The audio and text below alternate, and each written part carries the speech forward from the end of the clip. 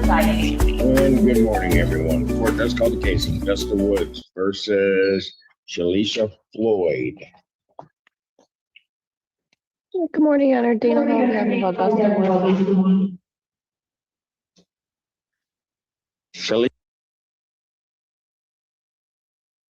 Do that in lieu of getting a conviction. The case is ultimately dismissed in its entirety. Even a felony can be dismissed if they work the program. We have a drug court where if they go through the drug court program, it's now called the recovery court. We used to call it drug court. Now it's called recovery court, where they go through that program. And at the end of that, if they're eligible, they can have those charges dismissed, or at a minimum, they're not sent to prison or jail for the conviction. We have a veterans court. Sometimes when we send people across the world to do horrific things for God and country, they come back and have a little trouble re-assimilating into society. And so we have a special court to deal with veterans who find themselves when they come back on the wrong side of the law. And again, same thing with like our recovery court. If they work the program, they're eligible at the end, they may be able to have that conviction or that charge completely dismissed. And then there's also probation. Our judges frequently give probation. I would say almost I would doubt there's any instance where somebody for a felony drug possession case, first offense, second offense, that they don't get probation and ordered into treatment. So there's a lot of things that we do with these drug cases, but it all starts here. I mean, it's a grand juror's responsibility to not be concerned with, all right, how is this going to play out? Because at the end of the day, it's not up to you to decide what happens to a particular defendant, right? That's up to the judge if that person is convicted post-trial or post-plea. Your job as grand jurors is to make a determination of one thing. Is there probable cause? Did this person probably commit this offense? And if they did, you vote yes. And if they didn't, you vote no. And then your obligation with respect to that case is over. All right. Everybody understand that? All right. One other thing I want to get into just very briefly, hopefully, and then start asking you just some individual questions. Ohio. Lisa Floyd. We have her. I'm here. Okay. Oh, there she is. All right. What is plaintiff's claim in this case? Your Honor, I have that at this time, the past due run is $872.99. The costs are $179. The total is $1,051.99. All right, Ms. Floyd, how are you intending on getting that paid? Can you give me to next Friday? You think you can get it all paid by next Friday? 2 Fridays? Okay, well, let me ask you this. What can you get paid by next Friday? At least 500. Okay, so I'm going to indicate that you're going to pay 500 by Friday the 16th. Yes, okay. sir. Yeah. Can you pay? I need that paid early in the day. Can you do that? Yes, sir. All right. And then I'll give you your adjournment to January 16th, 2026 at 3 p.m. That's an in-person hearing. Oh, okay. Yes, sir. Do I come there? All right. Yes. Yes, So sir. you have to come down to the courthouse. If you get everything paid, I don't need to see you, but you have to Yes, make sir. sure everything's paid. So if you can get it paid in 1 week, that'd be great. Yes, sir. I appreciate it. All right. Very good. Okay. Thank you. Have a blessed and wonderful morning. All right. Thank you. Thank you. Augusta Woods versus Tina Brooks. Let me see. Honor Dana Hall, on behalf of Augusta Woods. Tina Brooks. I don't see her on her list. Doesn't appear she's here. If you'd like to take a default, raise your right hand. Do you solemnly swear or affirm testimony you're about to give will be the truth, whole truth, nothing but the truth, so help you God? Yes, I do. All right, go ahead. Oh, Your Honor, I have that at this time, the past due run is $1,188.30. The costs are $179 for a total of $1,367.30. And we're requesting a default judgment for possession only, giving the defendant until January 20th to pay or move. Judgment to the plaintiff, that is by default for possession. Redemption amount is in the amount requested with the writ issue in 10 days. Thank you. Court does call the case of Augusta Woods versus Shelby Mink. And Dana Hall on behalf of Augusta Woods. I'm Shelby Mink. Mink? Oh, Hi. there you are. Good morning. Good morning. All right. What is plaintiff's claim? At this time, no. Just a second. I think this was dismissed, Your Honor. Oh, you got everything paid? Yes, I did. That's And why you. That's why you had a smile on your face. Yes. I'm literally outside my son's school, just like hoping to get this through, honestly. Okay. I was glad I was called so quickly. Okay, well, glad we could accommodate. This case is dismissed on plaintiff's motion. Thank you. Have a good day. Thank you. Court does call the case of Augusta Woods versus Eric Roden and Richard Robbins. Dana Hall on behalf of Augusta Woods. Roden, Robbins. We don't have them. You may proceed. Your Honor, I have that at this time, the past due rent is $1,894.74. The costs are $218 for a total of $2,112.74. We are requesting a default judgment for possession only, giving the defendants until January 20th to pay or move. Judgment to the plaintiff by default for possession, redemption amount in the amount requested with the writ issue in 10 days. Augusta Woods versus Casey Save. Your Honor, this one was dismissed also. That case is dismissed without prejudice. Augusta Woods versus Patrice Tishma. And this is dismissed also, Your Honor. Okay, and Phyllis Terwillinger. Case is dismissed on plaintiff's motion with prejudice. Augusta Woods versus Mark Veery. But, Your Honor, this was also dismissed. Okay, we're on a roll. Case dismissed. All right. Augusta Woods versus Brenda Williams. Dana Hall on behalf of Augusta Woods. Well, we were on a roll. The minute I said it, it jinxed us. All right, She's Ms. here. Williams, hello. Okay. Oh, you're muted, ma'am. I'm here. I'm looking for Brenda Williams.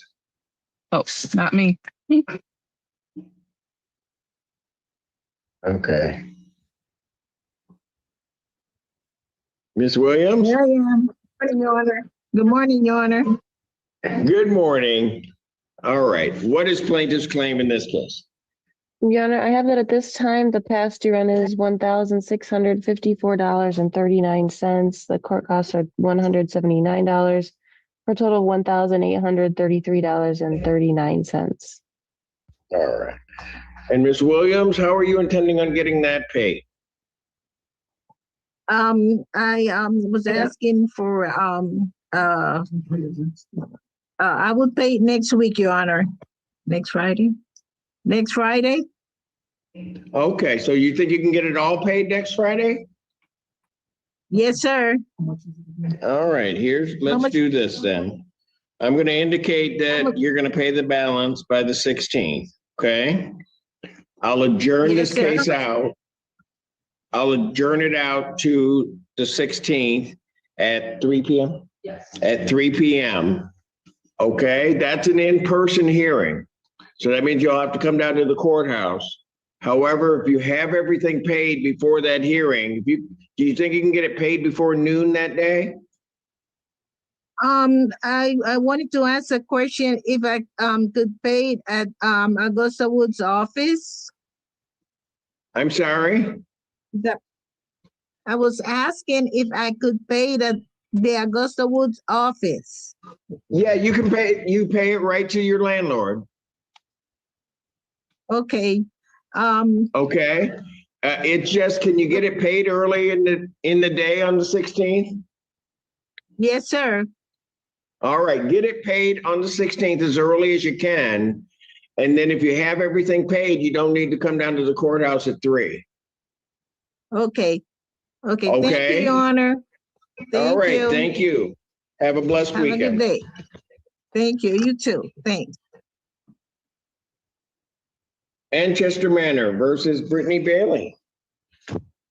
Dana Hall on behalf of Manchester Manor. Okay, I'm and here, Your there's Honor. Miss Bailey. Yes, ma'am. All right. What is plaintiff's claim? I have at this time that the past due rent is $1,641.80. The costs are $186 for a total of $1,827.80. All right, Miss Bailey, how are you intending on getting that paid?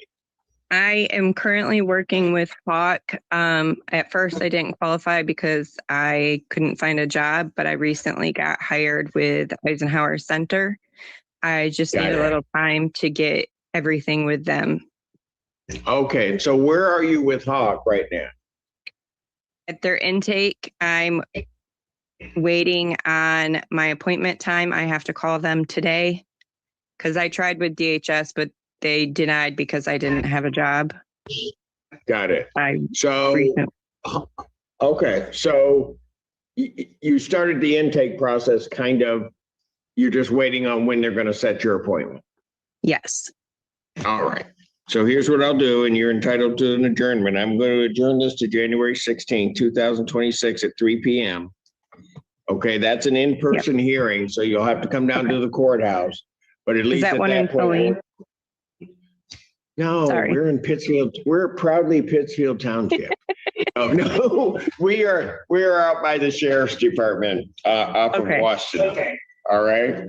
And so you come down there and come down to that courthouse, and then we'll see where we go from there. Okay? Okay. Thank you. Thank you. Manchester Manor versus Griffin St. Charles. Dana Hall on behalf of Manchester Manor. You don't have it. St. Charles?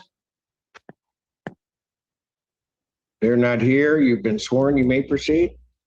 At this time, Your Honor, I have that the past due rent is $1,668.59. The costs are $186 for a total of $1,854.59. We're requesting a default judgment for possession only, giving the defendant until January 20th to pay or move. Judgment to the plaintiff, that's by default for possession, redemption amount, any amount requested with the writ issue in 10 days. And Woodview Commons versus Gerald Nestal. Here, Your Honor. Nestale, I may have been mispronouncing it, but I got it. Nestle, that's me. Nestal, okay, very good. All right, what is plaintiff's claim in this case? This is a termination. This is a termination of tenancy for harassing employees and, at the property. Sir, what is your position on this? I yelled at one of the management people because they wouldn't maintain my furnace. And I apologize. I shouldn't have done that. I don't like getting mad like that, but and they still haven't maintained my furnace. All right. So you're claiming also that there are repair issues with that. All right. Are you gonna have an attorney? No, I no longer live there. Oh, you moved. Yes.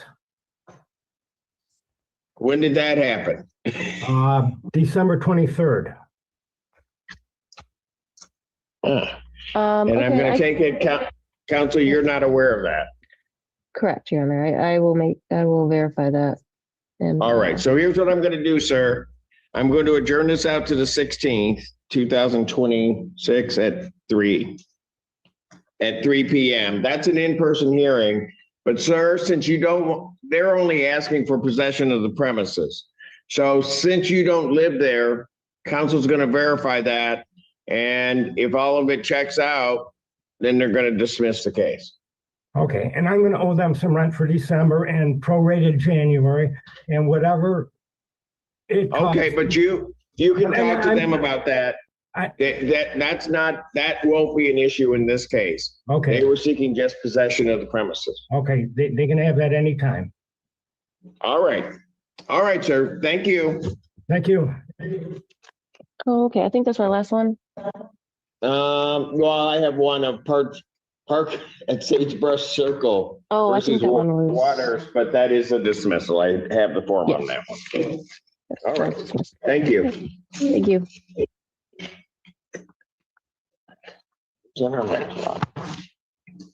Avalon Housing versus Devon Harris. Good morning, Your Honor. Jillian Engen for plaintiff. Devon Harris. You have them. Devon Harris. We do not have them. If you'd like to take a default, raise your right hand. Do you solemnly swear or affirm testimony you're about to give will be the truth, whole truth, nothing but the truth, so help you God? I do. Hold on a second before you do that. Okay. I don't have a proof of service. Let me Okay. see if we're gonna run into a problem with somebody. Yeah, hold on.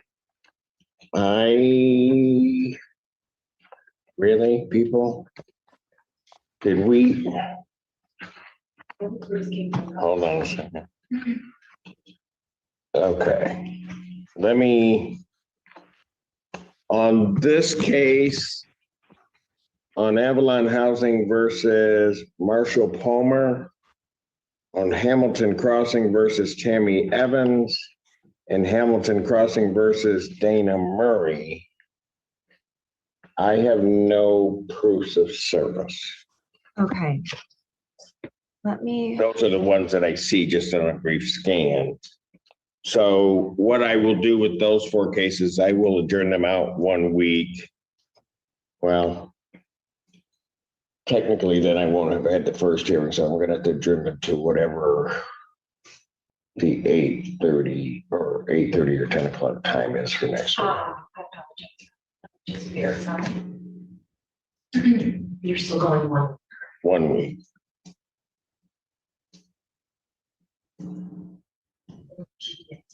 Ten AM. All right. So I will adjourn those cases to January 16th, 2026 at 10 AM by Zoom. Okay. Your Honor, that's Demond Harris, Tejonia, Marshall Palmer, Tammy Evans, and Dana Murphy. Is that right? Evans and Murphy. Yes. Okay. Thank you. Okay. Your Honor, Good night. Hello. I'm sorry. My name is Tammy Evans.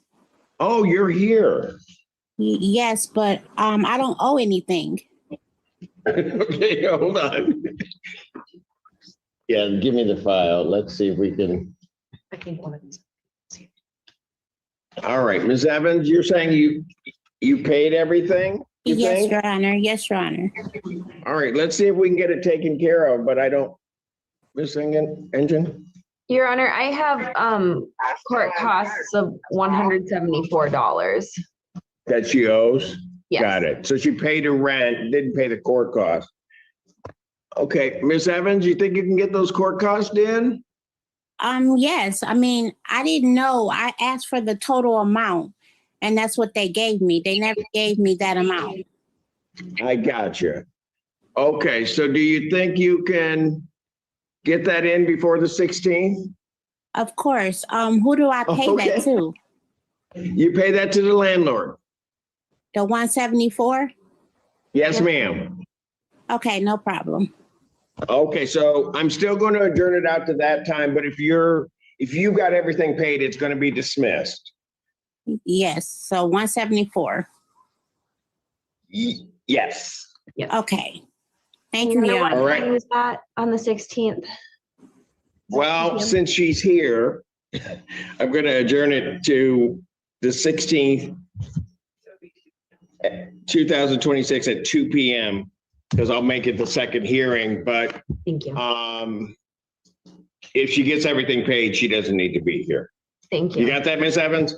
Yes, Your Honor. All right, thank you. Thank You you. got one more. Hello? Hello? Your Honor, I also see Hello. Dana Murray. Miss This is Murray, you're- Dana. This is Dana Murray.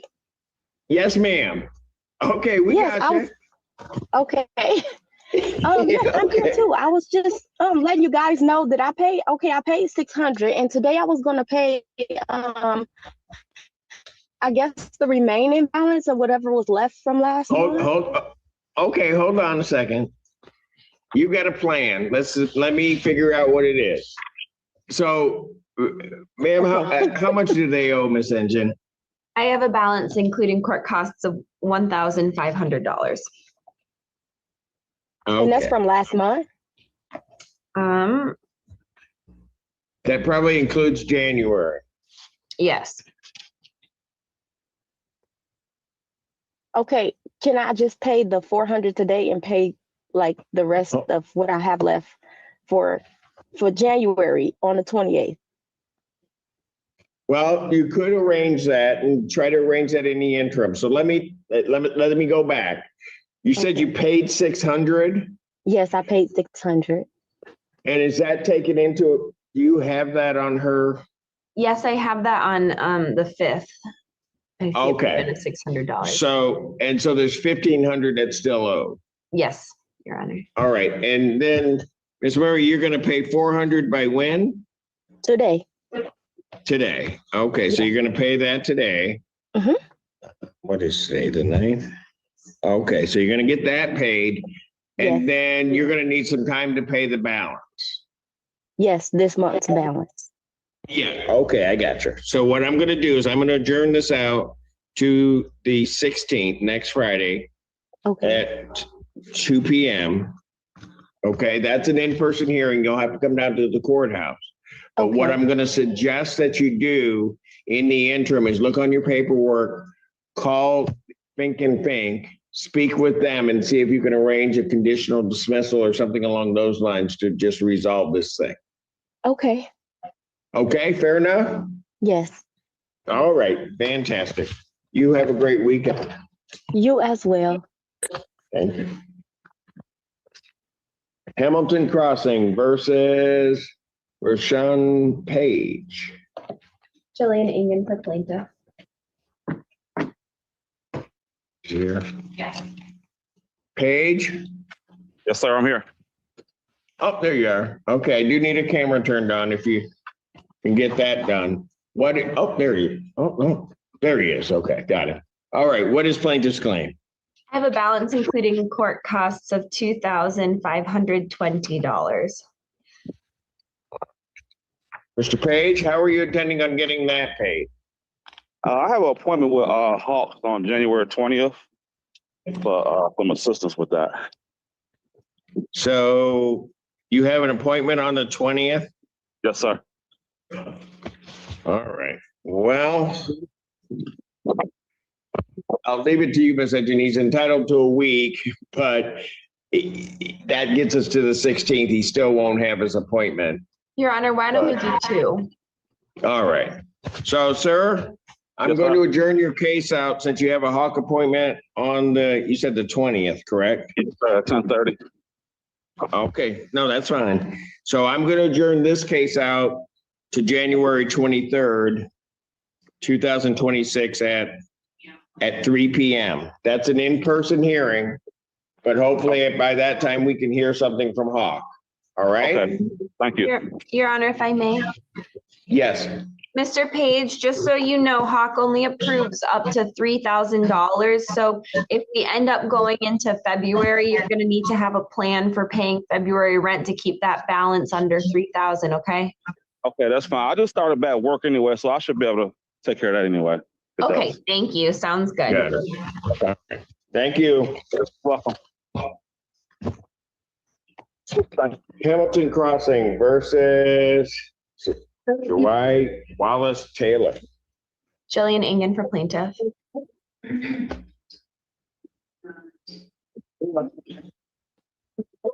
Wallace Taylor. No response. You have been sworn. You may proceed. Thank you, Your Honor. I don't think I've been sworn. I think no, nope, I did not. I don't think so. She seems like she's telling me the truth, though. No, okay. Anyway, raise your right hand. I can be sworn in and I'll tell you that I haven't been sworn in. So you solemnly swear or affirm testimony you're about to give will be the truth, whole truth, nothing but the truth, so help you God. I do. All right, go ahead. Thank you. This is a case for non-payment of rent. Rent to retain possession is $995. Court costs are $176 for a total of $1,171. Plaintiff is requesting a default judgment for possession only with a writ to issue after 10 days, which I think I have the 20th. All right, judgment to the plaintiff by default for possession, redemption amount, in the amount requested, writ to issue in 10 days. Hamilton Crossing versus Veronica Whitsett. Good morning, Your Honor. Jillian Engen for plaintiff. She's here. Hello, Ms. Whitsett. How are you? Good. How are you? I'm well, thank you. Happy New All right. Year. And to you. And to you. What is plaintiff's claim in this case?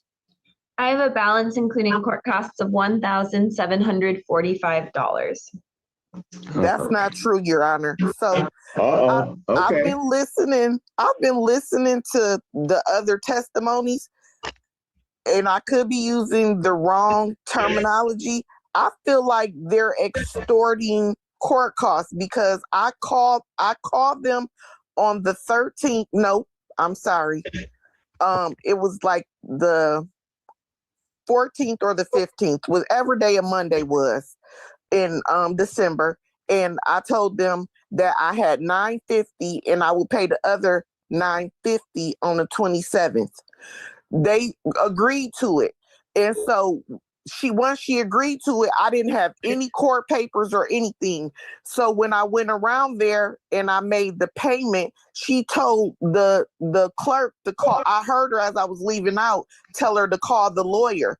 Call the lawyer for what? We just made payment arrangements. You get what I'm saying? So then once I left, they sent me court costs and they never entered in my $950 payment. They never entered it in. They never brought me a receipt or anything. Your Honor, I have a couple things. First, I want to note that this case was actually signed on the 16th.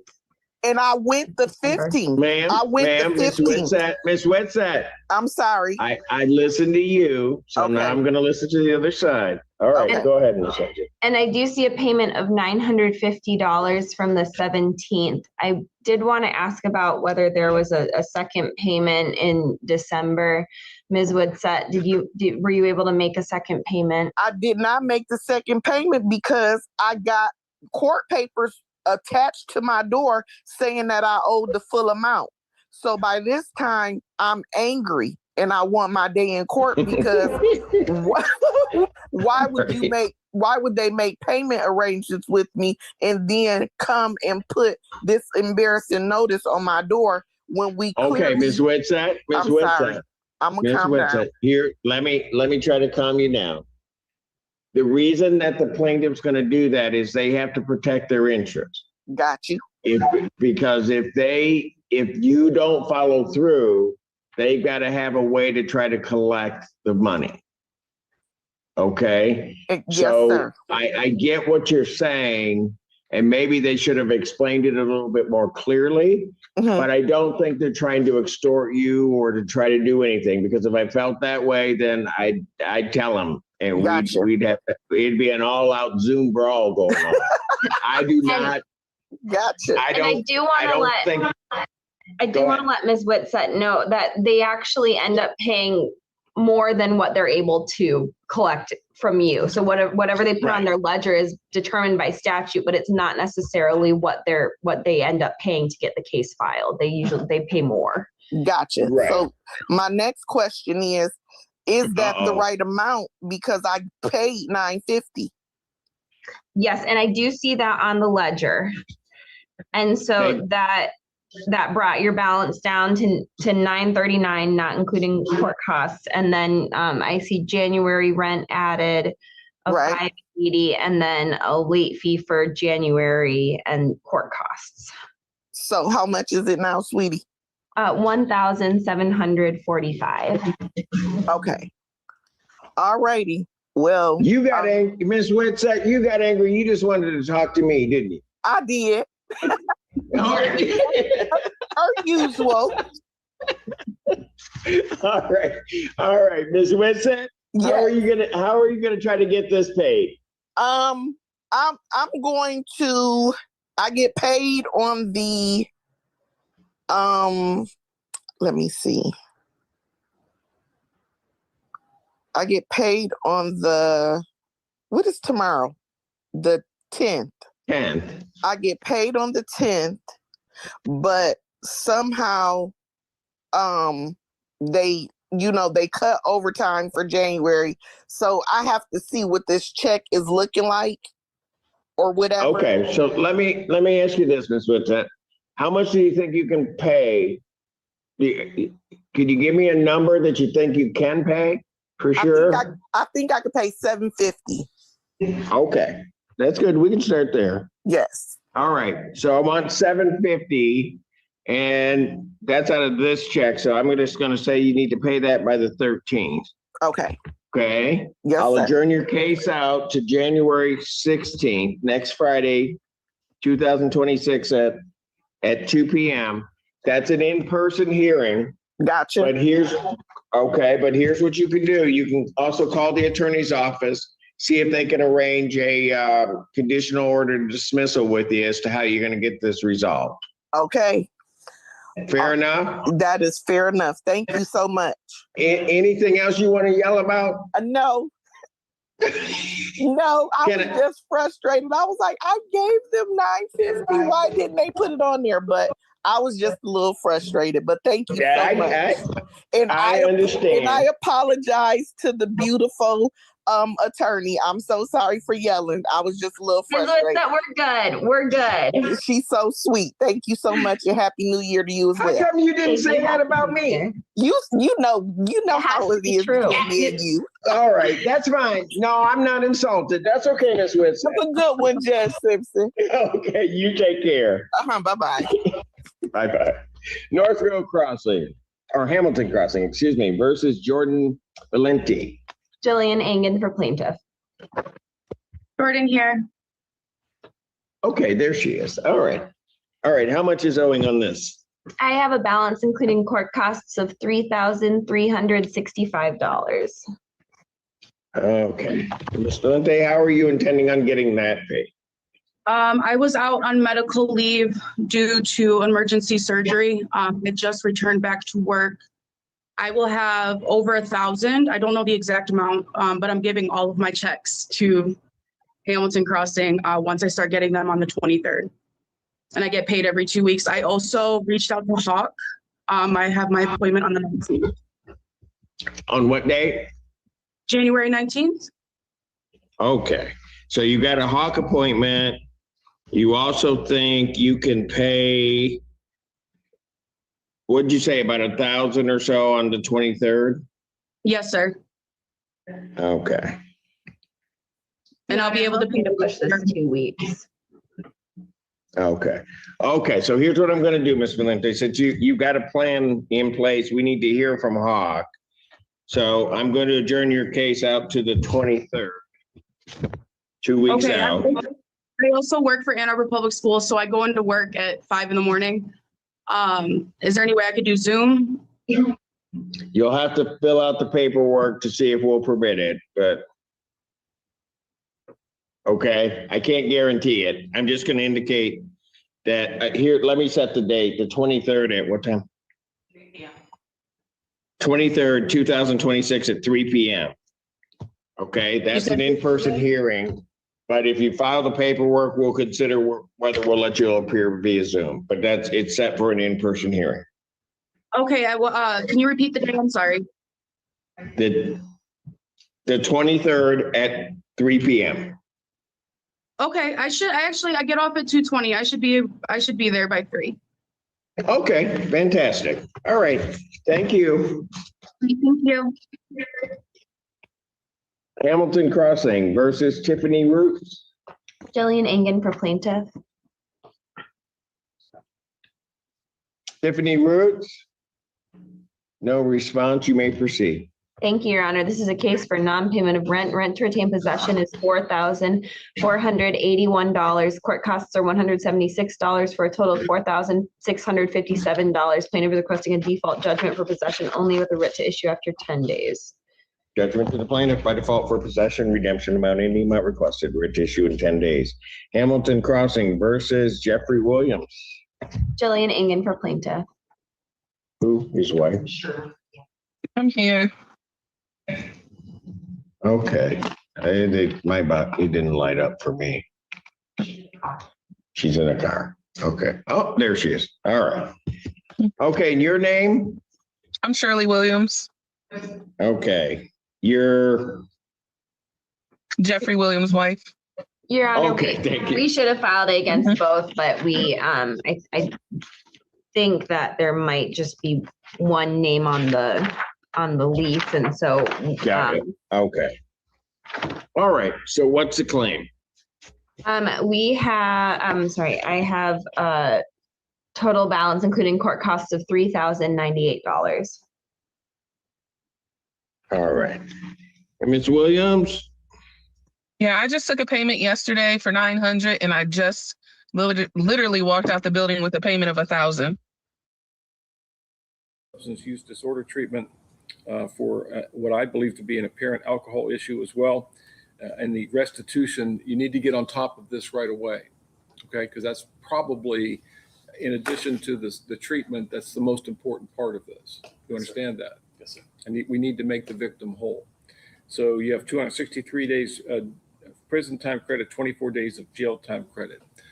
Anything else, Ms. Tranter? No, Your Honor, thank you. Nothing else, Your Honor, thank you. All right, good luck to you. Thank you.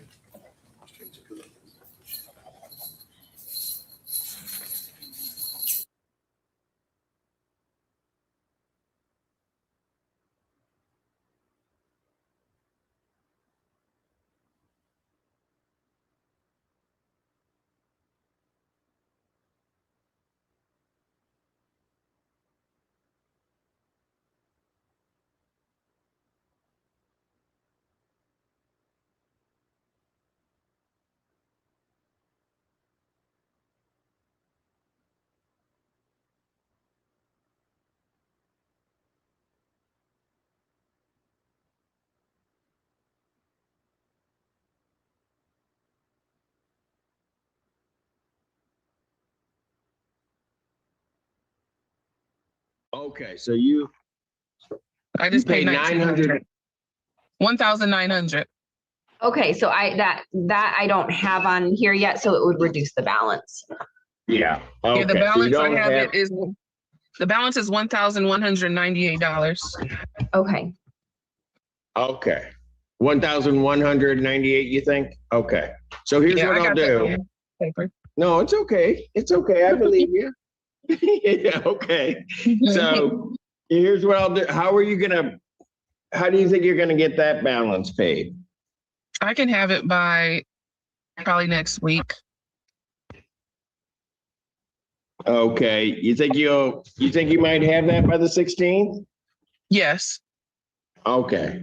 So I'm gonna put in my file that you're gonna pay the balance by the 16th. I'm gonna adjourn this out to January 16th, 2026 at 2 p.m.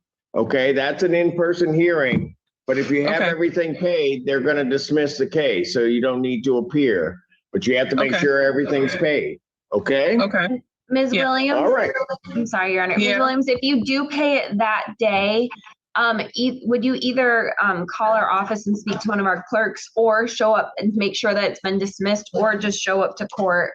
I just want to make sure that we know that it's been paid, so that we can dismiss, and I don't want to take a judgment. So. Okay. Thank you. Okay. Thank you, Ms. Williams. Okay. You're welcome. New Park Ridge versus, is it Terena Castello and Brandy Johnson? Jillian Ingen for plaintiff. Castello? They are.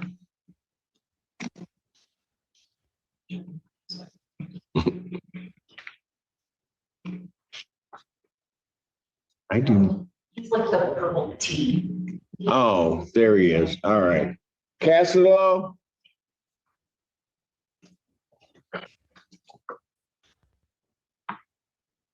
Career Castelo? No response. We're gonna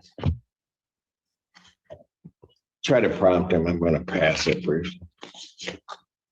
New Park Ridge versus Corinna Jones. Jillian Engen for plaintiff. Ms. Jones?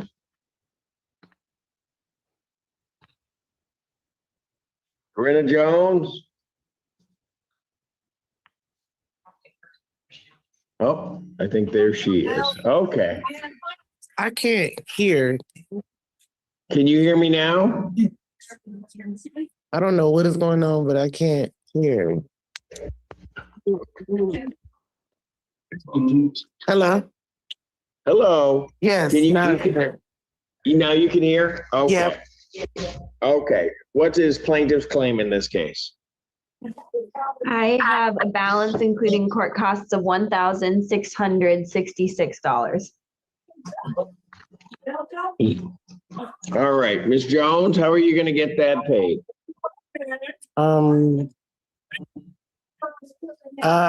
now, I mean, I don't get paid until next Wednesday, well, next Friday. But I do have, the only thing I have right now, literally I have $400. Okay. So and you get paid on the 16th, next Friday? Yes. Okay, so between that 400 and what you're going to get paid on that date, how much do you think you can get? How much do you think you can pay by the 16th? I can pay 500. Okay, so you're going to get 500 in, and then I'm going to put that needs to be paid by the 16th, 15th, 16th. You need to pay that early in the day if you pay it on the 16th, okay? Okay, yeah, okay. Okay, but then what's your plan for getting the rest of it paid? My plan is to, I get paid again. I think it's like, 2 weeks after that. I get paid I get paid every 2 weeks. The only reason why my payments have been late is because you can look through my files. I have been getting garnished, and they've been over garnishing me. I just did a objection to garnishment because they've been over garnishing me. Okay. And then Christmas just passed, and that's why I've been late on my rent. So it's been really hard for me to get back up there. All right. I get it. Okay, so here's what I'm going to do. I'm going to adjourn your case to the 16th. 2026 at 2 p.m. Okay. Okay. That's an in-person hearing, so you'll have to be here if everything's not paid. But here's what I want you to do. You're going to get that 500 paid in when you can get that paid in. And then between now and the 16th, I'm going to suggest that you call the attorney's office to see if you can work something out regarding getting it paid. All right. No, I paid it. The garnishment is paid. The garnishment is fully paid. No. I'm not talking about the garnishment. Oh. I'm talking about getting your rent paid. Okay. Okay. So on your paperwork, I'm going to make a way to get it paid because I'm trying to get out of there. It's horrible. So. Okay. All right. So, but you've got a court date on the 16th at 2. Okay. All Thank right? you. Thank you. Case The Haven versus Jeremy Bean. Jillian Engen for plaintiff. Jeremy Bean. You have him? Jeremy Bean. Thought he was here, but we don't have him. So you may proceed. Thank you, Your Honor. I'm sorry. I thought I just heard someone. Okay. Your Honor, plaintiff is requesting a default judgment. I have rent to retain possession of $3,401.04.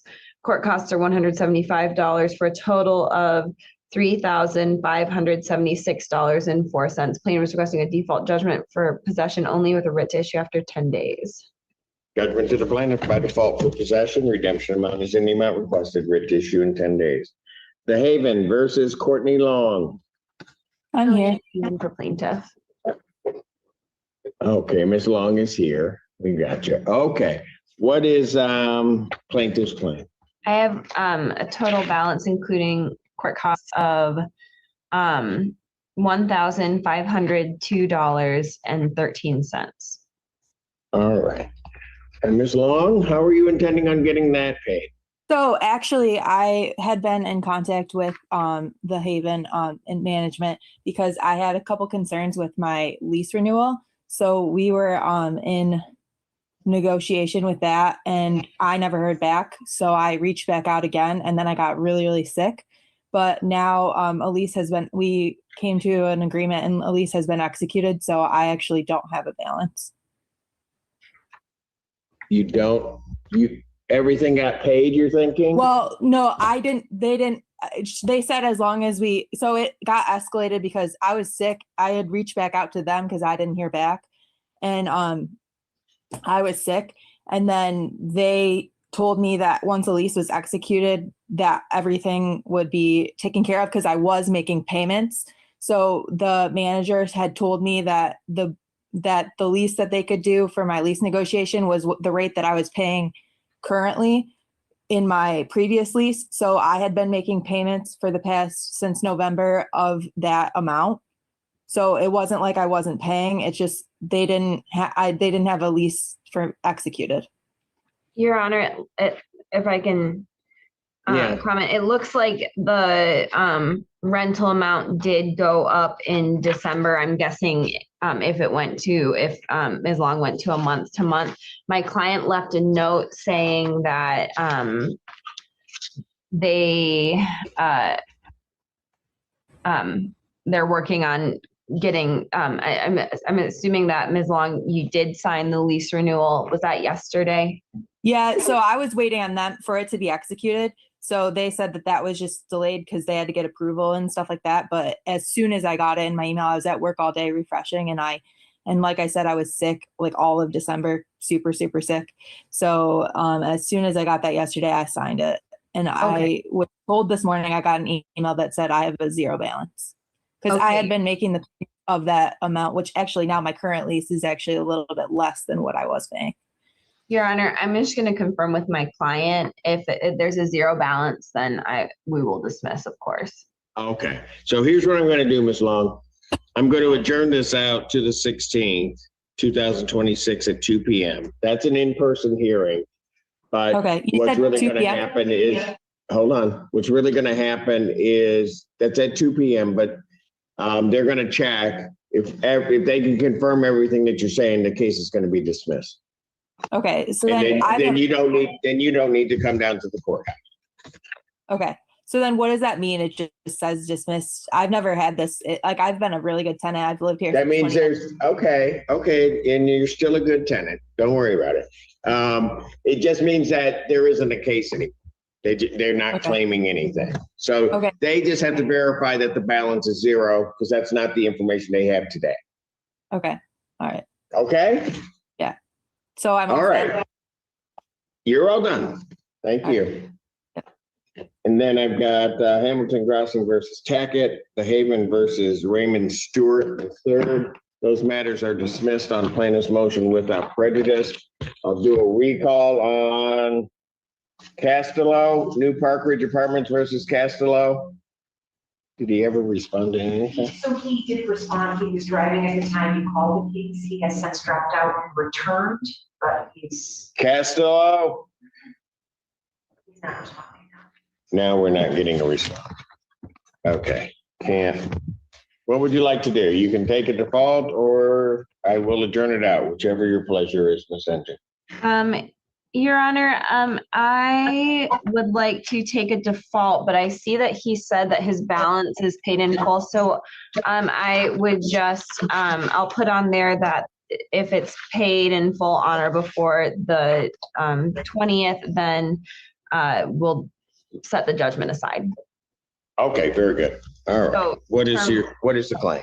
Thank you. Rent to retain possession is $1,003. Court costs $222 for a total of $1,225. Plaintiff is requesting a default judgment for possession only with a writ to issue after 10 days with the additional stipulation that the judgment will be set aside if paid in full honor before the 20th. Judgment to the plaintiff. That is by default for possession. Redemption amount is in the amount requested, which issue in 10 days. All right. Thank you. I think that's it for the morning for you. I think that's it for the morning. I'll see you this afternoon. Yes, ma'am. Thank you. Let's see. Who do we have? Farm versus Brian Clark. Good morning, Your Honor. Rachel Dornbush, appellate on behalf of the plaintiff. All right. Good morning. Is he? Oh, there he is. And Mr. Clark is here. You're trying to unmute. There you got it. Okay. Good morning, Your Honor. All right.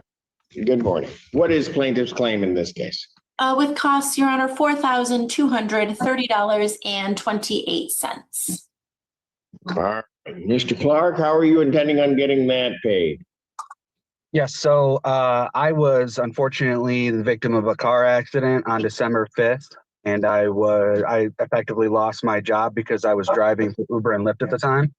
And my car was destroyed. Also, I was disabled, medically disabled for the entire month. And I just got a new job. However, I would have been caught up, but unfortunately the insurance company sent my payments to the office instead of my home. And I called the office and they said they never received them. So I did have to have them resent out. That being said, I also have a mini tort coming from the accident. And so I can pay everything by this following Friday. I was actually hoping to have. You're going to pay everything by the 16th? Yes. So what I'm asking though is that because of my medical situation, I was hoping to get some fines and fees reversed just for the months of December and January so that I can make the full payment. Well, I don't know that they're in a position necessarily to do that. I can only, how much are you going to pay by the 16th, Mr. Clark? I will find a way to pay the entire balance regardless, but I was, like I said, hoping to get some of the. All right, if you negotiate something with the landlord, I'm not going to worry about that. I'm going to put in my file that you're going to pay the balance. Your Honor, just need to get to the ledger for the other items. Her rental rate is $299 a month. All right, at this point, they're not asking you to pay rent. They haven't asked for rent. In fact, when it terminates for tenancy, they can't even accept rent. Now, they allege a number of serious violations of the lease, one of which is you continue to have an unauthorized tenant in the unit. Cynthia, who is the unauthorized tenant alleged to be? Shandy and her boyfriend. Yes.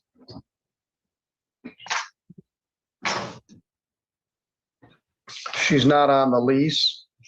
No.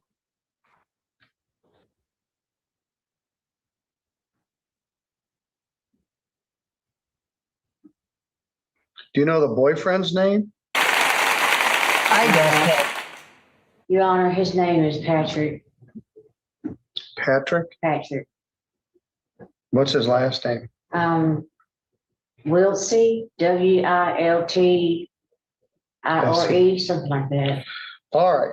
So your daughter's there. She's not on the lease and she's going to get you kicked out of your apartment. She won't leave. All right. So daughter won't leave. Boyfriend either. I've asked numerous times for my daughter to All right. leave. Well, let's slow down here. Ms. Bauer is here. She has not filed an appearance. We knew she was on the way. I just advised the tenant of her rights. We tried to determine who the unauthorized tenant is, which is causing this termination of tenancy. And we learned that that is her daughter, Shandy Faulkner, who is on the notice, and her boyfriend, I believe his name is Patrick Wiltsey. So now that, and Ms. Bauer, are you going to appear in this case? Yes, Your Honor. Meg Bauer, P84816, appearing on behalf of defendant Donna Carr only. All right. And my apologies to the court.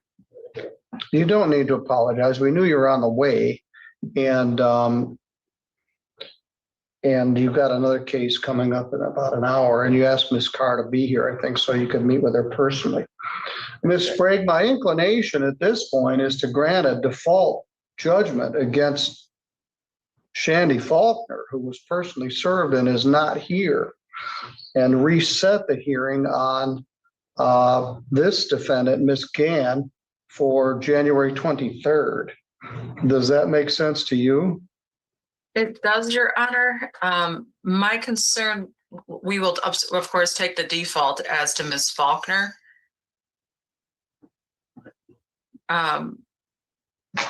Given the defendant's indication that she has not authorized the unauthorized occupants to live there, would a notice of trespass be appropriate after the 10 days?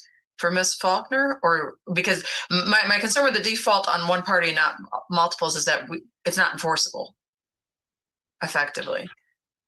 So we'll take the default, but I've done it before. Okay. But Ms. Bauer, you're not representing Ms. Faulkner. Do you have a perspective from Ms. Gann's side? Ms. Carr. Ms. Carr, excuse me. Although I was actually on the phone with Attorney Gann for about 20 minutes this morning.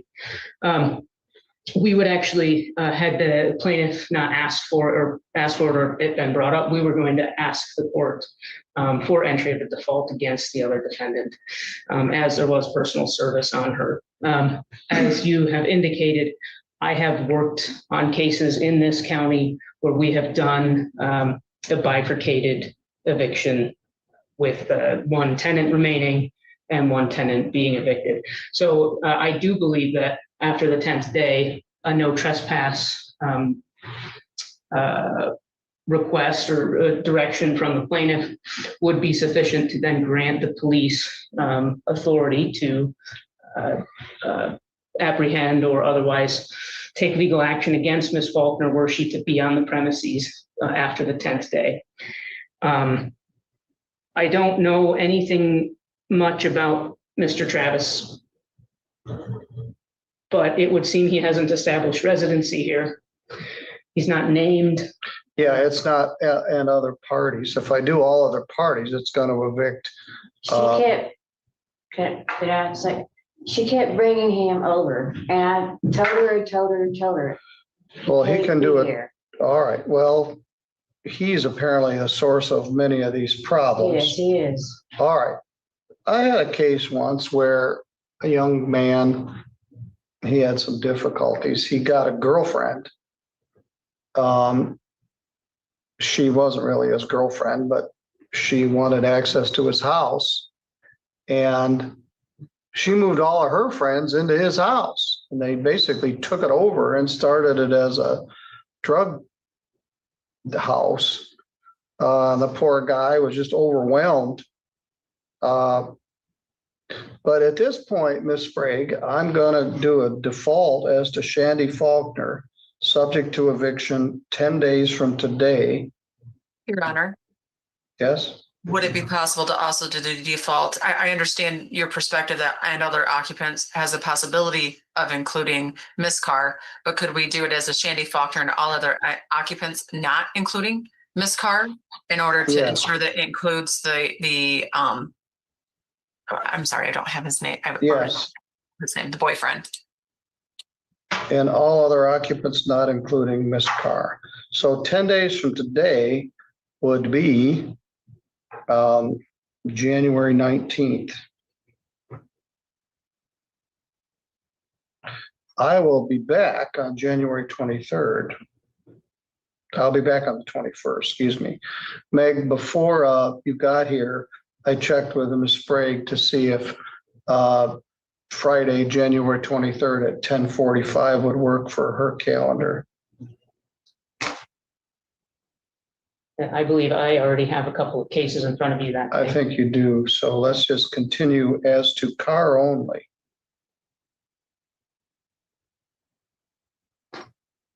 All right, Ms. Sprague, I would ask you if you would send me that judgment by email sooner rather than later. I'm going to be leaving this afternoon as soon as I finish a case, and I'll be gone for a bit. So if you would email that to me, we'll try to evict the non-appearing personally served defendant and other unauthorized occupants. We'll continue as to Ms. Carr and see what our circumstance is on January 23rd. Thank you, Your Honor. We would note that I believe there was a money judgment requested in this matter. Let me confirm that with my file. Well, I'm not going to grant it at this point. Okay. Because I don't know what the status is. We may not.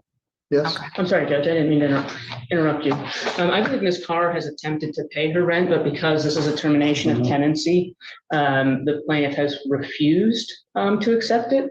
We would be willing to waive the Park Forest defense if the plaintiff would accept her rent so that she can continue to stay current. Okay. Are you willing to accept rent from Ms. Carr? Yes, Your Honor, with that waiver of the Park Forest defense. But my apologies. If Ms. Bauer is not currently representing, can she do that waiver, or does the defendant need to state that on the record? She placed her appearance on the record. Okay. But let's ask Ms. Carr, are you willing to continue to pay your rent, even though in a termination of tenancy case you could not be compelled to do that? Yes, Your Honor. All right. Rent is how much? $299? Is that what you told me? Yeah. It's $299. Currently, we do show a balance on the account of. Judge, there's a housing choice voucher involved in this case. So Park Forest actually had already been triggered anyways, despite their declining to accept the tenant portion of payment. But again, we've got other interests. We're not interested in raising that case.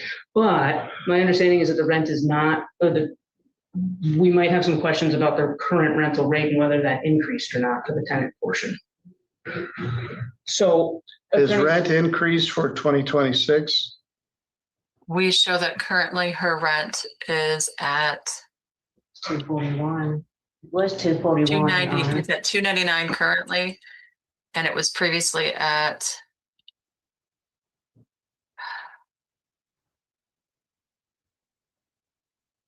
Your Honor, it's a 91-page document. I just have to get to the right page. It was previously at 241 as of December, so January 1st, it did increase to 299. All right. Well, whatever she pays, plaintiff agrees to accept and not forfeit the right to terminate the tenancy. And we will try to get the other people out. Maybe we can salvage Ms. Carr's tenancy.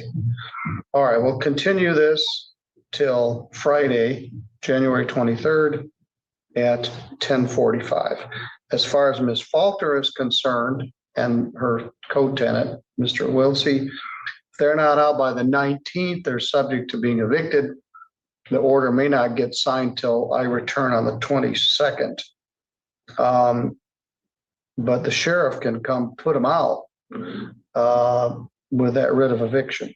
So we'll see how we do. But you tell her she didn't show up. She was personally served and the judge entered a default and gave her 10 days to move out. Kim, Your too. Honor, can I Yes. speak? I spoke to her this morning and I kind of felt like she really didn't care.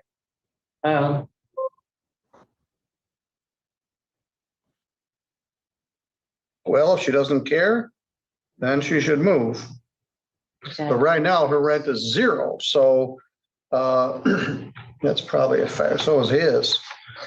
At any rate, they've got 10 days to get out or they're subject to being evicted. And let's see how we're doing on January 23rd at 10:45. All right, thank you all. All right, we're going to take a recess. Ms. Bauer and I have got another case to do at 11. She'll have time to consult with this client and get ready for the next one. We'll stop the record, stop the live feed, see if anybody brought in any cookies or anything else. Cynthia, I'm going to release you and you're good to go. All right, we'll stop the live feed. We'll work on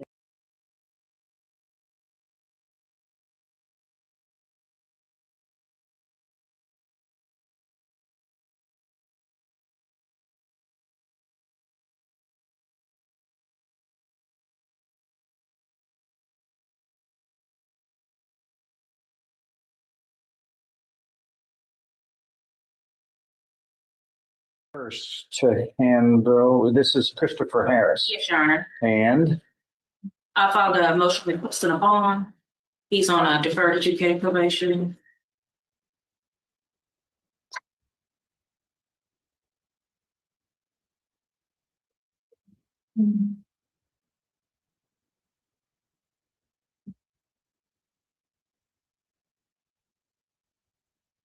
what is this?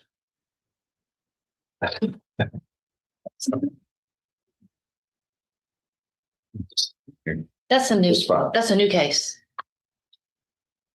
I thought this looks like a new case. No, this is the MTR payment. I know it is. Yeah. But where's the cover? I mean, where's the normal Judge, jacket? remember the district clerk's office is no longer providing us It's not. files, so we had to purchase our own files. So And those are the most, these? those are very expensive, Judge. They're what? They're very expensive and we didn't have money. And the defense attorneys pay for it. They're very expensive. They're very well. These were the ones we could afford, Judge.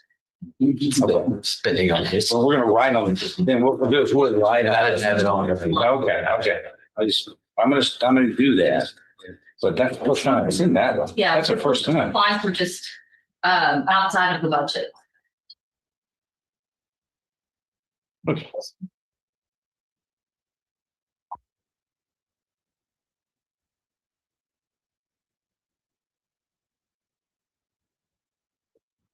I've got 25 CR 75, which is a motion to revoke probation. And are you Christopher Harris? Yes, sir. Uh-huh. You were placed on probation May 29th. Is that right? Yes, Your Honor. I'm speaking. Yes, sir. And then this alleges that 5 months later, you've committed another crime according to this indictment. Is that right? Yes, Your Honor. Is that right? Yes, That's what you understand? Okay. Plus, it looks like, let's see, evading arrest, terroristic threat, no burglary of a habitation, failing to perform community service, being at a location after the curfew, failing to pay assessed fees. What else can go wrong? And then this is a new third degree felony. So you're on probation. This court allowed you deferred or unadjudicated probation on May 29th. And just a few months later, here we are again. And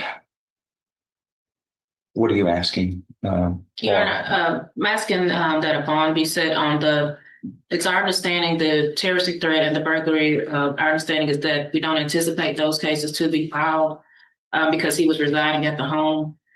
But we will need to address the evading at a later date, but we are requesting a bond.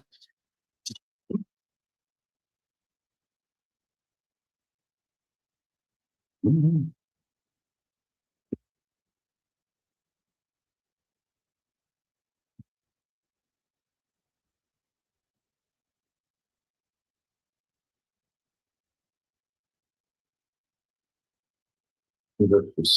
Oh, cause that to do that.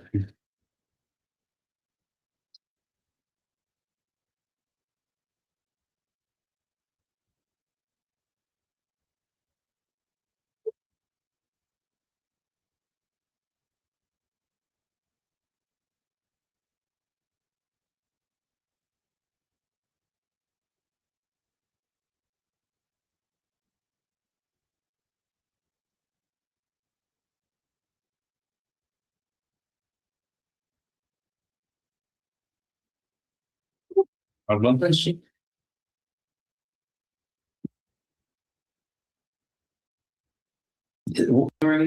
is where? With this girlfriend. Which is where? What's the, I'm not familiar with the number, but it's a big base. You don't even know the number. It just moved there. Yeah, I thought you were living at LaSalle. Yeah, I live on 460 LaSalle, but we. Okay, how many places do you live at? So we'll spend nights at her house and she'll spend nights at my house. So we'll move together. Does the probation know he was moving around? He had different residents? You didn't even know that? Thanks. You're on my watch. And you're doing your own thing. You're on your rules. You do it the way you want to do. You're under the directions of this court. Do you understand that? Speak. Yes, sir. Thank you. You're looking at 20 years in prison. You want to flirt with that by acting irresponsibly? So, yeah, you do. So we're judged by the actions, not the talk. Anybody can talk. It's the actions, our actions, what speak loudly.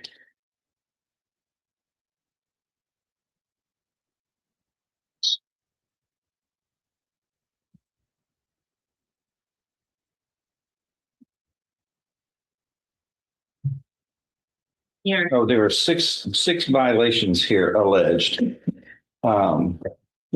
What state say? Your Honor, he's on there for aggravated assault with a deadly weapon. Mm-hmm. He wasn't on there long, so we would ask the court to, if it allows a bond to make it sufficiently high, I'd say request $250,000.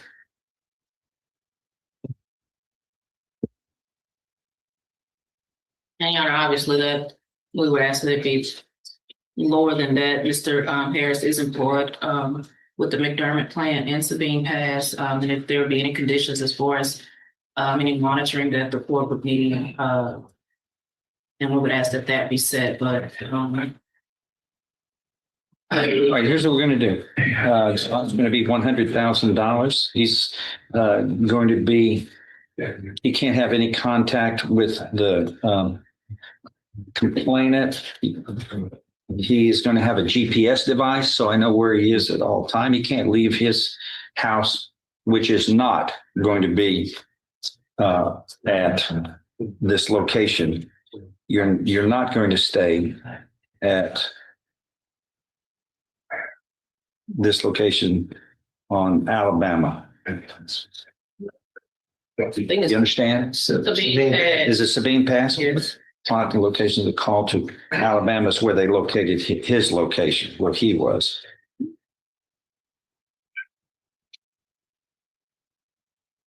Which report are you reading, John? Probable cause affidavit. Which one? For the evasion? This is the one. This is the one that is dated for. I'm just looking at it for his address. This is the one that was dated for the original case that he was put on probation for. Well, the address in which the burglary was related was 2781 Sabine Pass Avenue. You can't stay there. Then we understood that you were living at LaSalle.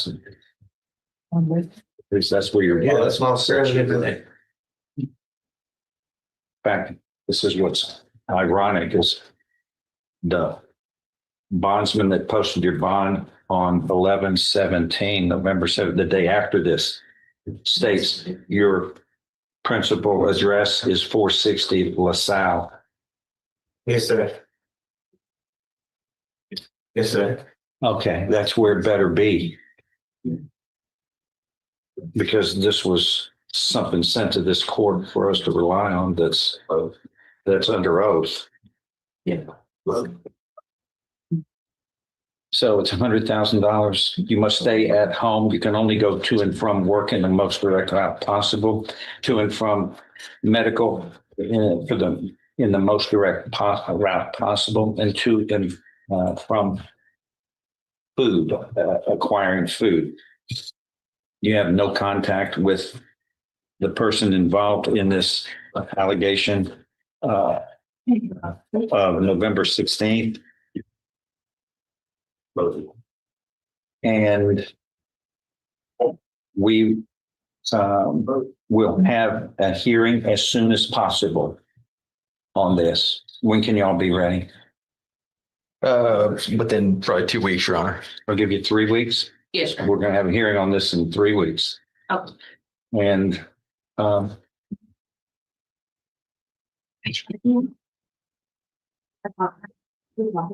court will note here, Huston. You have your right thumb print, right thumb, south. Yeah.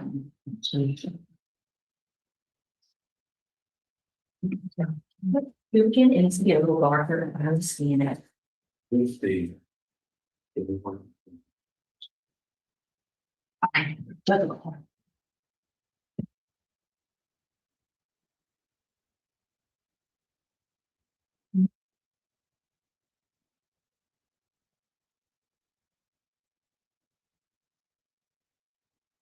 Concerned about this allegation of a terroristic threat.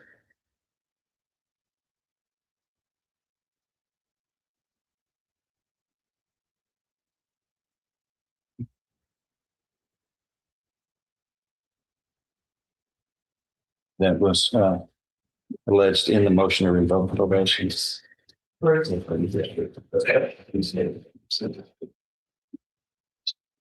weren't aware of any, because he was never in terrorist threat. I wasn't aware.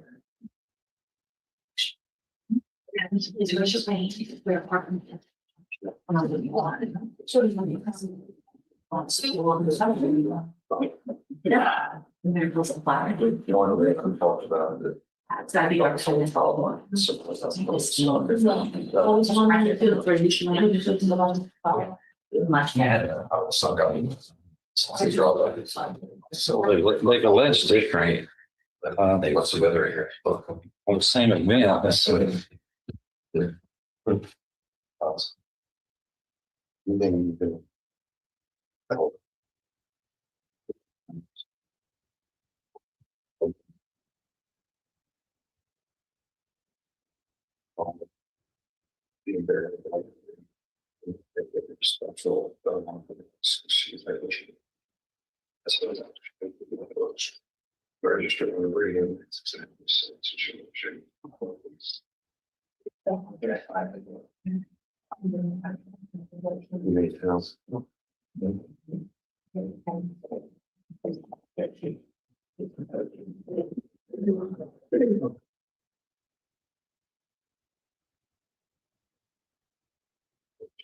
that will have the one number had to be bigger. Chill water.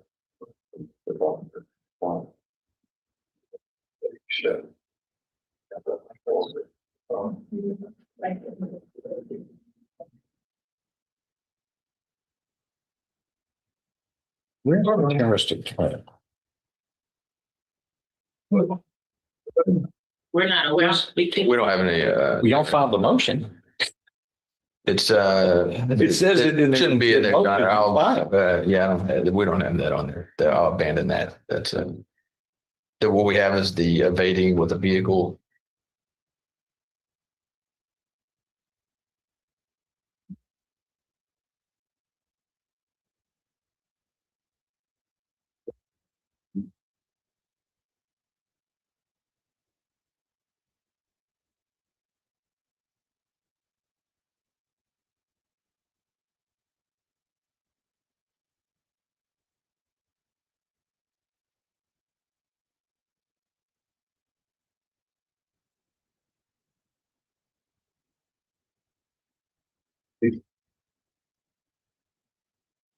I was after they, this is an event that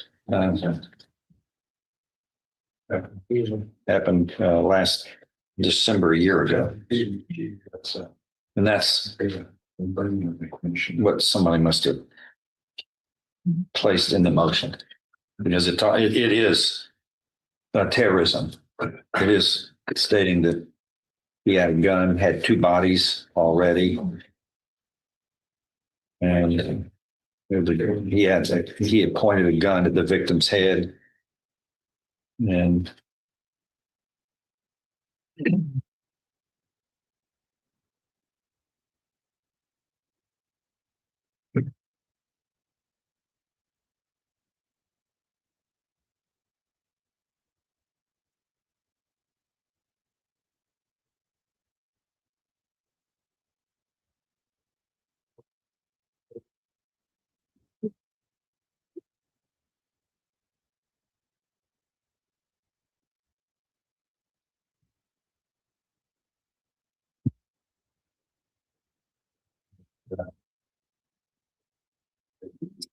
all right. Set this for hearing in 3 weeks. Okay. Okay. That's on the motion to revoke. Tammy, Judy's. What are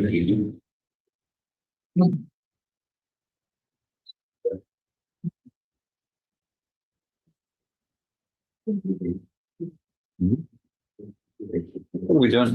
Where's Tammy? She's coming. What are we doing on this? This one's. No, Fisher cut bait, you know what I mean? Yes, sir. I don't anticipate, we're trying to work something out on it. Ms. Judice has some pretty serious health problems, which was probably a legitimate issue. I know the court. I guess you can say we're looking for a little mercy. I don't know. What are our health problems? What are your health problems? Well, COPD, so whatever. Broken hips. Broken hips.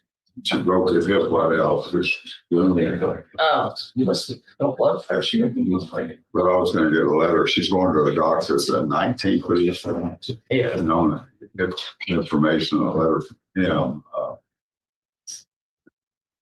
don't know if that's gonna affect things. The ability, but maybe I might have. I discussed with Mr. Boyd. What was the test result on this? We think we never get it. We just get probable cause, and that's the last thing. Yeah. And then the indictment shows up with her 4 prior convictions. 0.012, and this 0.009. This is He's under on one. No, she wasn't. 0.09. 0.09. 009. That's right to say. It's all right. That's right. But it was low, relatively speaking. And she also had that's the thing that was she was under the limits on actually both things because she was positive for codeine, 32 nanograms per milliliter. So that was. Okay. Well, what are we going to do? Look at the lady. Look at the lady. Yeah. She was stopped driving a 4,000-pound missile around town. Look at her. I know. What intoxicated? My God. Have you been disabled for a long time or just since this event? This event. Oh, before then you were in perfect health? No, it wasn't perfect. I know better. We know. I know what the situation. I know what your situation is. I just want to hear it from you so you don't fib to me. No, I didn't. No, you've been struggling for a while. Yeah. But is this a vehicle is a 4,000-pound missile, and you were intoxicated, man. You can barely walk up here to get to this courtroom. You can barely do that, and there you are. I mean, you're struggling, which all comes that comes to all of us sooner or later. But we're talking about safety in operating a motor vehicle. My gosh. I'm talking with Mr. Boyd. One of the considerations would be to surrender a driver and sell her car. And just not When is that going to be something more than a consideration? What are y'all going to do? She's looking at 10 years in prison. I know. Serious. What's,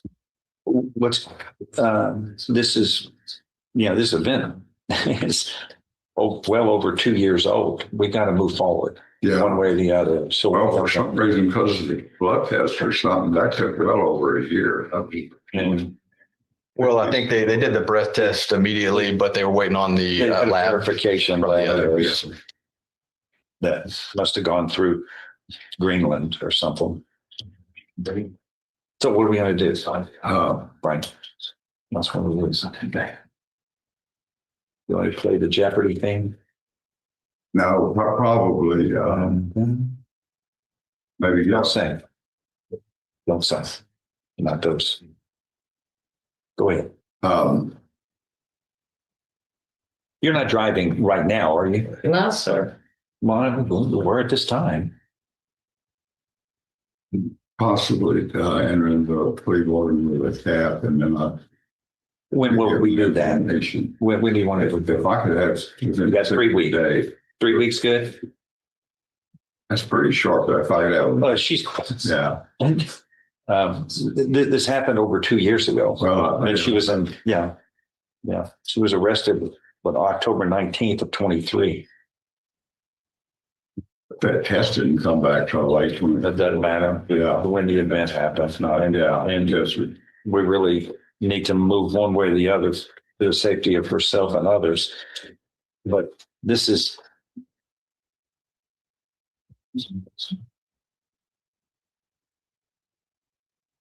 She already has, this is true. She already has 2 felony convictions for DWIs, right? Yes, Your Honor. She's actually, and there are 2 DWI thirds as well. And I think she was sentenced to 5 years on one of those previously. On a motion to revoke. So I think one of them's taken into consideration on motion to revoke. That doesn't make it sound any better. And there's 4 total DWI convictions that I have here. 2 of those are felonies. And then now here's the 3rd felony. Yeah. Number one, you can't operate a motor vehicle at all. Do you understand? So at all. Until such time we can resolve this safely for all of us. Yeah.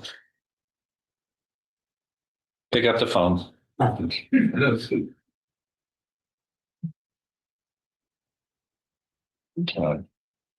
And Bruce's wallet and his shoes. Let me back away. Frank, Sorry. 4 weeks. 4 weeks. For 4 Yes. weeks. Okay. 4 weeks. Thank you. Jacoby Bandy. Jacob Bandy. Well, he sounds kind of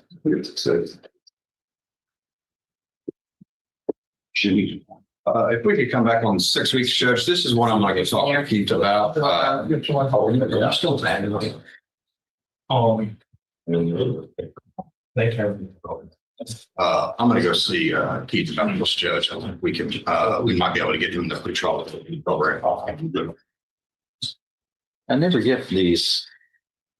What was a test done? I never get results of tests. They never make it in here. Did you blow or you get blown? They never had any blood. Here's a. Report date says 10/15 of 24, Judge. Well, what I'm saying is not in my file. What's the what? What was 0.108. So I think we'll get this one resolved. I'd say you go visit with Keith. And I have it if you want to look at this one, Judge. Who was the child? Was it your child? No, it was my brother's now wife's son. She's a Beaumont PD. I was prior law enforcement at that time too. Okay, how old was the child? I have no idea. That was the first time I met them, and I was only. How old do they look? 8, maybe. Okay. 6 weeks. You got it. All right. Cody Half. Over here, please. Get a resetting, sir, right over there. And I guess you've got conditions of bond. Make sure you follow them. Oh, yeah, so it's just was on the trial docket, but somehow we got here today. If we could just put it back on the trial docket, this one needs a trial. Why get long songs? Oh, man, this thing's old too. For the previous prosecutor had indicated they were going to dismiss, and then it got reassigned, and now they want trial. So There's an offer that's been relayed, Your Honor, but it's, I don't think it's going to be resolved without a trial. Okay, when can, just getting over, when can we? Special DWI trial docket in March. Okay, It's gonna be done for then.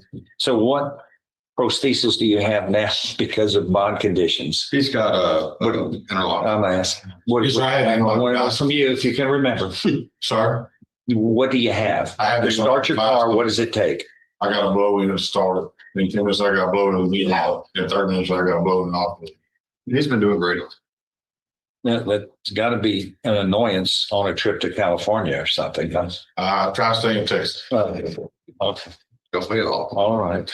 Well, yeah, you're here because of 2 prior convictions of DWI. So you're fixing, I guess, whatever mess there may be. Yes, sir. Doing better. Yes, sir. Because these are difficult situations to deal with here in this room when we have trials, especially in cases where somebody's been injured or killed in an accident. Well, he wasn't driving, Judge, so that's why we need to trial. He was parked in a parking lot asleep, and they want to try to prove operating. Your Honor, there's It's gonna be extensive case infuriating. law that infers operation from that, but that's for trial. Making the right decision, sleeping it off in a parking lot. They want to treat him as if he was going the wrong way down Interstate 10, and we'll have a truck. Where were you sleeping? Where was Oh, the Sea Ranch Cafe parking lot. Okay. Is that where you had been at the? But Judge, I mean, I'm just asking if that's where you've been. That's where you were Yes, sir. at the time? Oh.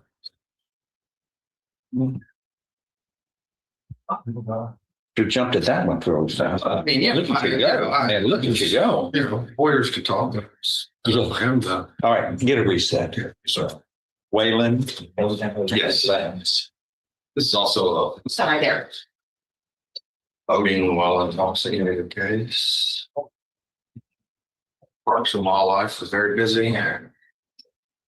They do good things. What would happen if they weren't out there? We could just come back on Judge in 6 weeks. So continue to work on this.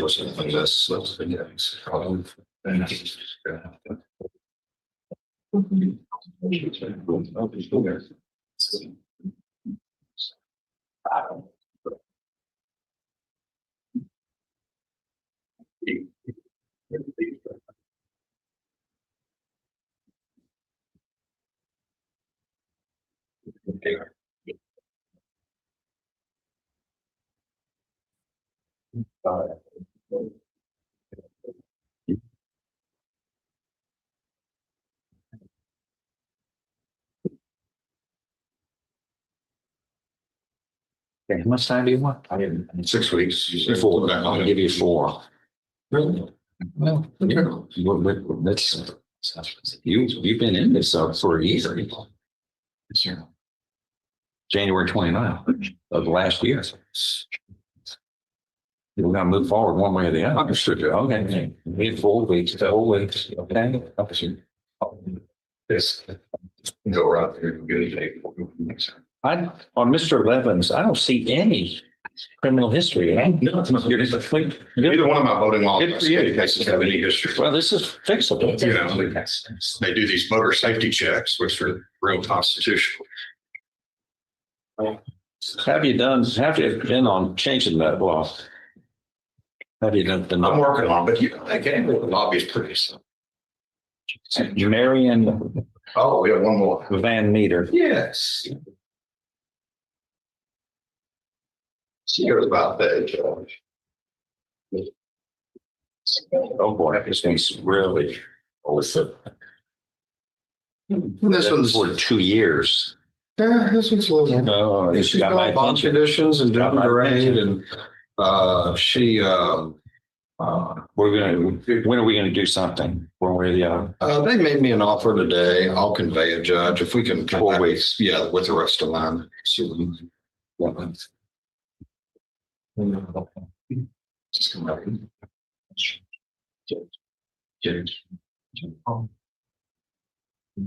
Why is that?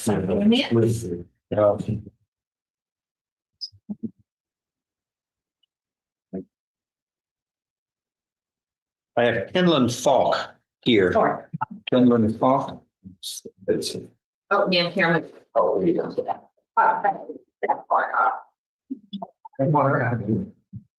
25 CL 1228.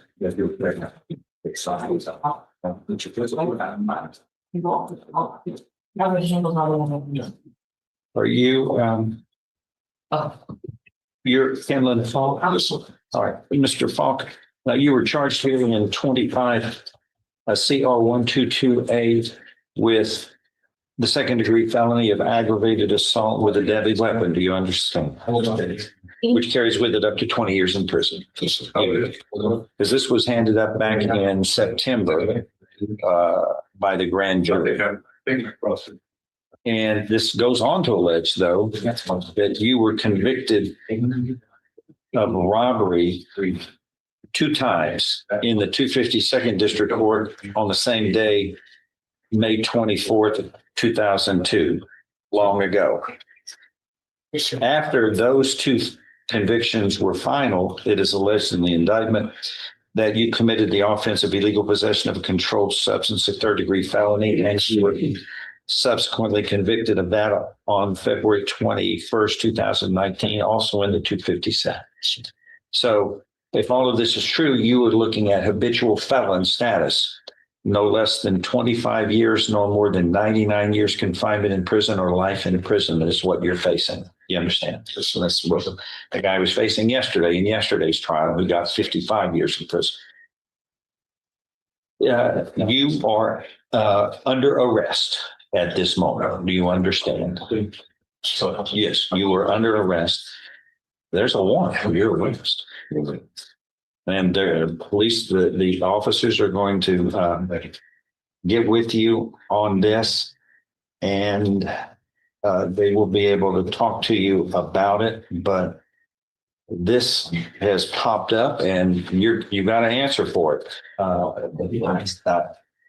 We're gonna make a copy for you so you can have a copy of it.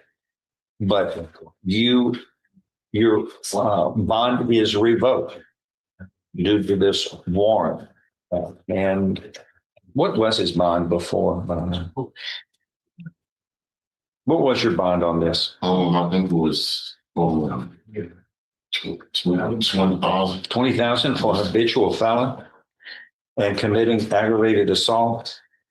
Judge, I believe the issue here is the case was filed and dismissed, and I believe he bonded out on that first filing.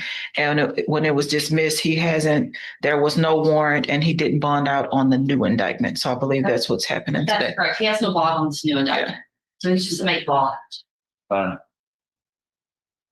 So I don't find this bond enough at $25,000 anyway.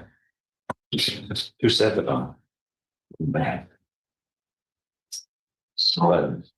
But you are a habitual felon, sir, and these are 2 prior violent crime convictions, and then a serious illegal possession of a controlled substance, and now this is aggravated assault by threatening to use a deadly weapon, namely a vehicle.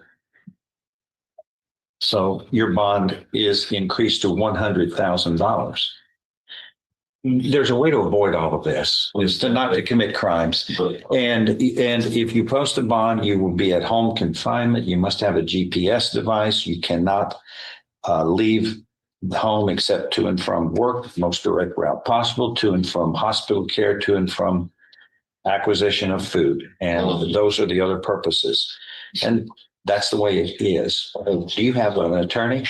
Also, Are you unable to hire somebody to fill out an indigent form, and an attorney will be appointed to represent you will appoint somebody today from the public defender. So, sir, you're taken into custody. That's the rulings of the court. Oh, I thought you was gonna say something. No, sir. My boys, man, so we're freaking my boys in the back. My boys, Sir, your bond is too low. so, Sir, you are a danger to the community. Your bond is far too low under the circumstances that we have. Plus, there's a warrant for your arrest, and it's not a debate, sir. Follow the rules of the court. Thank you. Just get up to fill out into form for the jail. Next is Jaquan Lazard.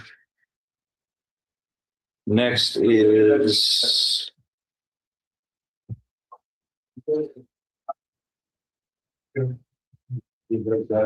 Bruce, Curtis Adams. yes,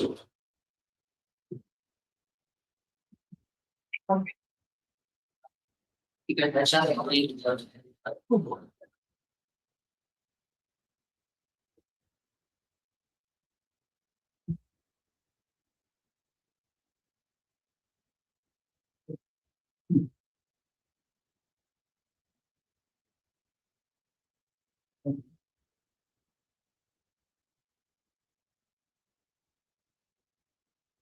And you were Curtis Adams. Yes, sir.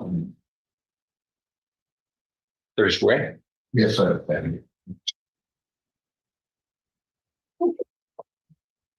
23 CR 1728 is now called. Curtis Ray Adams, who's here with Mr. Smith, Bruce Smith, his attorney and the state's attorney.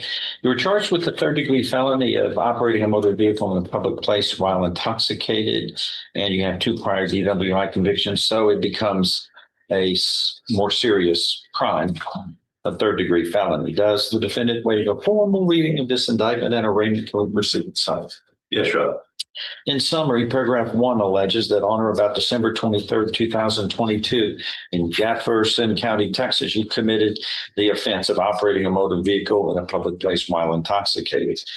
The second paragraph of this indictment alleges that you have 2 prior convictions in 2012, 2013, out of County Court at Law number 2 of Jefferson County, Texas, for DWIs, or operating motor vehicles in a public place while intoxicated.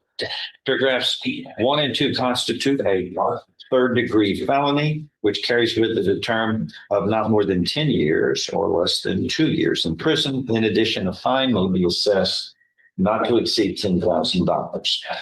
Do you understand what we've discussed so far? Yes, sir. He was in. An agreement has been reached with your attorney on the state that you would be pleading guilty to this offense. Whatever sentence shall not exceed a cap of 10 years in prison. And it says the defendant is going to request, defense is going to request probation. So we call this a cap, which has options. You could be sentenced to no less than 2 or more than 10 years confinement in prison. You could be sentenced to, from no less than 2 up to 10 years in prison, and that could be suspended and you could be placed on regular probation for up to 10 years. And I think those are our options. Yes, sir. If I follow this agreement, you have no right of appeal of your case. Do you understand? Yes, sir.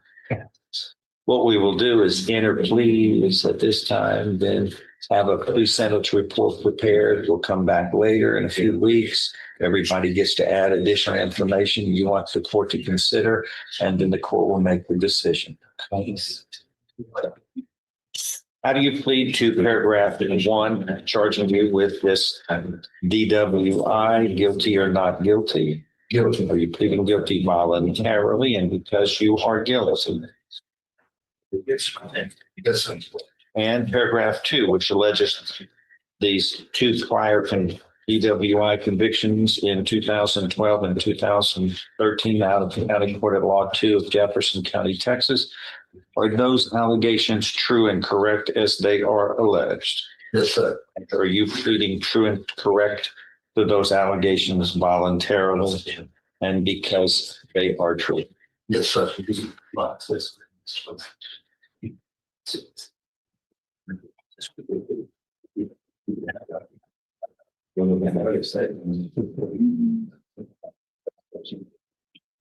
Tell you what's marked as State's Exhibit 1. Did you sign that document voluntarily? Understand it, discuss it with your attorney, or the contents true and correct?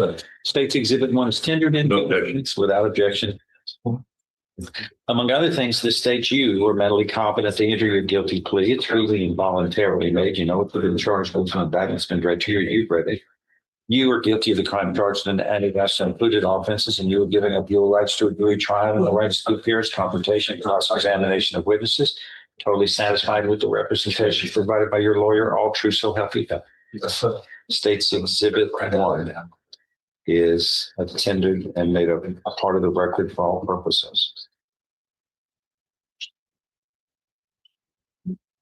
All right, we're going to order a pre-sentence report and return back. February 13th. February 13th, 2026, 9 a.m. And then we will determine what the appropriate resolvement as a Senate should be in this case. Please get a reset. Thank you. Sound here. Okay.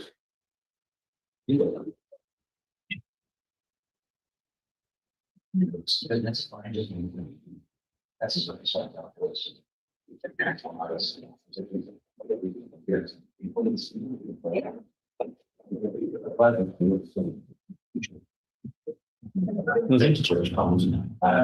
Made different problems. Then. Mr. Adams. You can see it now. Picture. what we didn't want to work on.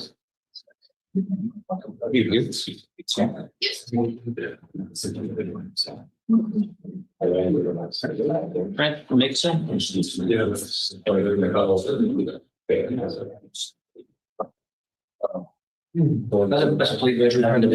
He said, swear in front of me. Brent Mixon, come forward, please. Over here.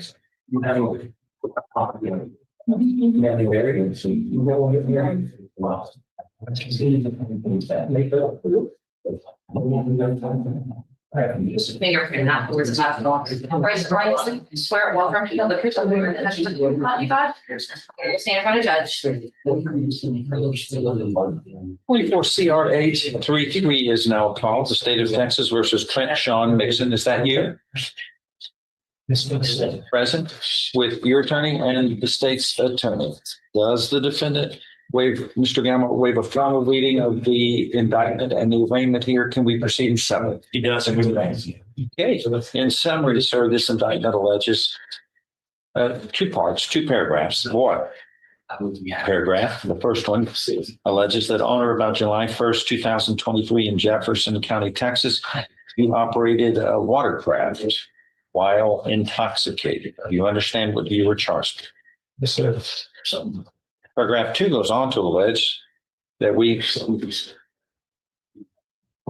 you have two or more prior convictions of operating motor vehicles while intoxicated, beginning, 30 years ago. And in 94, out of County Court of Law 1, 97, County Court of Law 3, both of Jefferson County, Texas. Then 2013, here in the Criminal District Court, two convictions in September 2013, and then another one in 2017 out of the Criminal District Court here. So you've been a subject to third degree felony because of prior convictions of DWIs 3 convictions ago. What was your sentence in this last case in December 7, 2017? 8 years ago. The last one you got. Hold that up. It's 17-27669. Years you have. I believe it was 6 years, Judge. Doesn't generally right.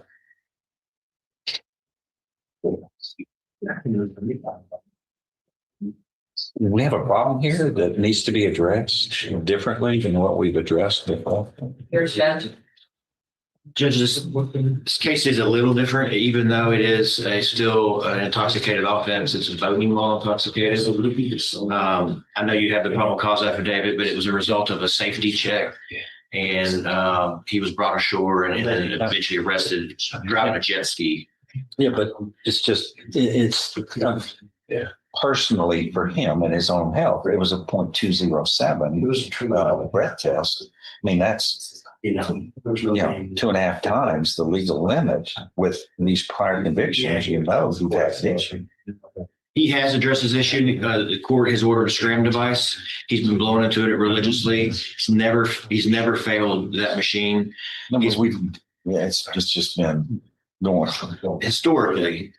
Yes, too long of criminality, but it can't be good for your health and also the safety of others when you're operating vehicles or water tank. Right? Yes, sir. He's asking you, it's not good for your health. Well, I mean, what are you doing to address your alcohol issue? What are you doing? Because I mean, you've been held accountable since '94, and you're still misusing, overusing alcohol. Right? That's what happened here. Yes, sir. So I'm asking, what are you doing to fix this? Are you still drinking? We don't want you back up. Yeah, I'm not drinking. That's When did you stop? I've been stopping for a minute. Since July of 23? This is when this happened. Yes, sir. So that's over that's 2.5 years. Okay. We hadn't had any problems since then. Well, I think you had mentioned the breath test of 0.2. I think it was pretty close to that. I thought it was just a little lower, but I don't 0.18. I split beans, but I think he wanted to make sure he didn't mishear it. I believe the 0.2 came from their PBT. Yeah, that's what PBT. Yeah. Right. But the actual breath test was a 0.185. Yeah, he quit drinking as a result of this, Judge, but he can't prove that other than when the court ordered on the scram device to monitor him, he has not failed that scram device at all. Yeah, and at the jail, he provided 2 breath samples of 0.185 and 0.180, but that 0.207 was still pretty close. Yeah, because it took a little while to get those subsequent samples drawn, but I mean, that's, and it's been 2.5 years, but we hadn't had any problems at all. No. Right? Yes, sir. Do you go to Alcoholic Anonymous or anything, any programs like that? I was, and then I have a system. He works at work, so I'm working up there at the PALMG site, so I'm out there. What do you do? I'm a former on the tank side. We got responsibilities there, leadership, role modeling. They're not drinking on the job, are they? All right. What would you do about that? Hold them accountable. What would you do as a foreman? Okay. All right. So in this second paragraph, it is alleged that you have 5 prior convictions of operating motor vehicles in public places while intoxicated. Paragraphs 1 and 2 constitute a 3rd-degree felony if convicted. Do you understand what you are charged with here in this indictment? You are facing, God bless you, if convicted, a term of not more than 10 years or less than 2 years in prison. In addition, a fine may be assessed not to exceed $10,000. Do you understand? Yes, I understand the question. The agreement's been reached in your case where you would be pleading guilty, sentenced to 10 years in prison. Yes. Just want that to sink. Well, that sounds horrifying to me. That would be suspended. You would be placed on regular probation for 10 years. There would be terms and conditions of probation, which are normal and customary for this type of offense, you must also serve at least 10 days in the county jail as a condition of probation. And there will be terms and conditions of probation, which are normal and customary, which include not operating a motor vehicle without an interlock device. Do that. You always have to have that. Is there any reason why we need to order any kind of program? There'll be a DWI program that's normal and customary. Anything else we need other than that, do you think, for him? Judge, I would just say based on his track record of 2.5 years. So improving that he's not drinking through the device, he's probably past that point. You know, just sign the bottom of it. He is kind of missed one, I guess. Nice. Put your hand on it. Just like we can discuss it.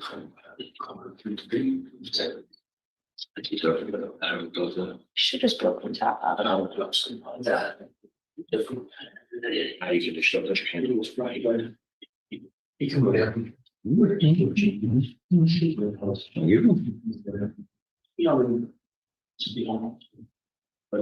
just signed the bottom of it. Oh, I'm sorry, Judge. I'm asleep on the job.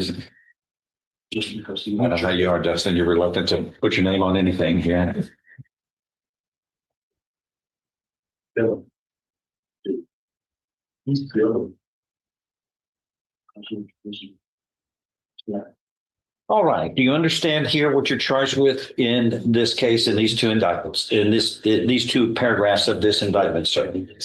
How do you plead to paragraph 1, charging you with operating a watercraft while intoxicated, guilty or not guilty? Are you pleading guilty voluntarily and because you're guilty? And those prior convictions here, there are 5 of them from 1994 through 2017 of DWIs operating motor vehicles while intoxicated. You understand fully what this alleges, and are these allegations true and correct in paragraph 2? And are you pleading true and correct to those voluntarily? Yes, sir. I've shown you what's marked as State's Exhibit 1. You've read this or discussed this with your attorney. Are the provisions in paragraph 1 all true and correct? Yes, sir. State's Exhibit 1 is tendered into evidence. Without objection. Without objection, it's admitted. Among other things, this states you were mentally competent to enter your guilty plea. It's freely and voluntarily made. You know what you've been charged with. The indictment's been read to you. You've read it. You were guilty of the crime charged and any lesser included offenses. You were giving up your rights to a jury trial and the rights to the appearance, confrontation, cross-examination of witnesses. Totally satisfied with the representation provided by your lawyer. All true, so help you God. State, is that all that true? You got to, you can't take a nod. You've got to express it out loud. That it is all true. Yes, sir. Okay. State's Exhibit 1 is part of the record without. I'm going to follow this agreement. Anything else to add? Just Judge, on the 10 days, because he does work at the refinery and he's a foreman, we'd ask that the court would allow him to do that on weekends starting next weekend. Well, are you you're free on weekends to? Well, have you made arrangements to do it? Sure. You're going to have to report on it before 6:00 p.m. each Friday, and then they release you on or before 6:00 Sunday, and you get 2 days credit, and so it's going to be 5 successive weekends. Yes, sir. Which I hear is painful. To go in, you leave, and you go, oh, I don't want to go back to there, and then you got to do that 5 times. But we're going to accommodate your request so that you can handle your job responsibilities. Most importantly, make sure you do that soberly. Yes, sir. Yeah, there was that sheet. No, that's fine. All right, I'm going to make the findings that Mr. Mixon, you are pleading guilty to paragraphs 1 and 2 and true to paragraph 2, constituting a 3rd-degree felony of boating while intoxicated with 2 or more prior DWI operating motor vehicle in public places while intoxicated convictions. This is a third-degree felony. You understand and appreciate the consequences of pleading guilty. There's sufficient evidence supporting your guilty plea from State's Exhibit 1 admitted here to find you guilty beyond a reasonable doubt. And I now so find you guilty beyond a reasonable doubt of this third-degree felony. I'm following this agreement. You are hereby sentenced to confinement in the Institutional Division of the Texas Department of Criminal Justice Prison for 10 years. But I'm going to suspend that confinement, place you on regular probation for 10 years. There will be terms and conditions of probation that the probation office is going to go over with you. And I have signed, make sure you understand them fully. You will be held accountable for those. If you fail to follow those, your probation can be revoked and you can be sentenced up to 10 years in prison, which you don't want. There, among other terms and conditions of probation, you must serve 10 days confinement in jail. We will do that, order that to be done on 5 successive weekends. You must report on and before 6:00 PM each Friday for 5 successive weekends. When can you begin that? On the 16th, which would be 1 week from today. 1 week from today, January 16th of this 2026. You understand what has happened today, sir? Okay, please see the probation officer. Good luck. That's pretty fine. No, fine. No, fine. I think Mr. Mixon to come over here just real quickly. Oh, do you want to real quickly? I need to get something. And as a condition of probation, you're going to have to continue with that interlock device. Do you understand, sir? You get up one more time? Mr. Mixon? You're going to have that interlock device in any vehicle you operate. You're going to have to continue doing that. Sir? I have one right now. Good. You know, you keep that. What is that costing you, by the way? I think about $90 a month, Judge. Is it 90 a month? That's 100 and gone up? they charge a $25 service. $6,000 cost me $200. Okay. Those are explained. Yeah. So, all right, we're in recess on that case. Thank you. Lisette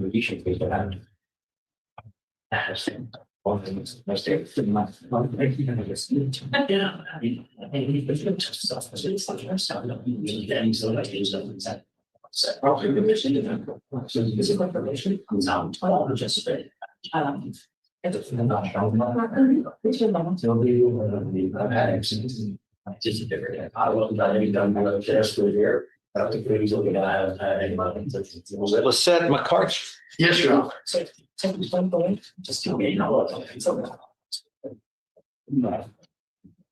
Well, she's right outside. Miss McCartney. Lisette McCartney, sitting right outside. Good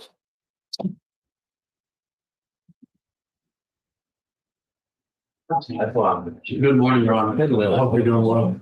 Great, how are you? I'm doing bad. Thanks, man. Everybody's well, thank you.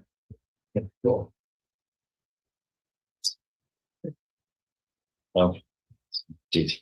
I think this is DWI Day, isn't it? Yeah. It is. I don't know about that, Your Honor, but That's all of them are. but we can call it what you would like. I'm okay with it.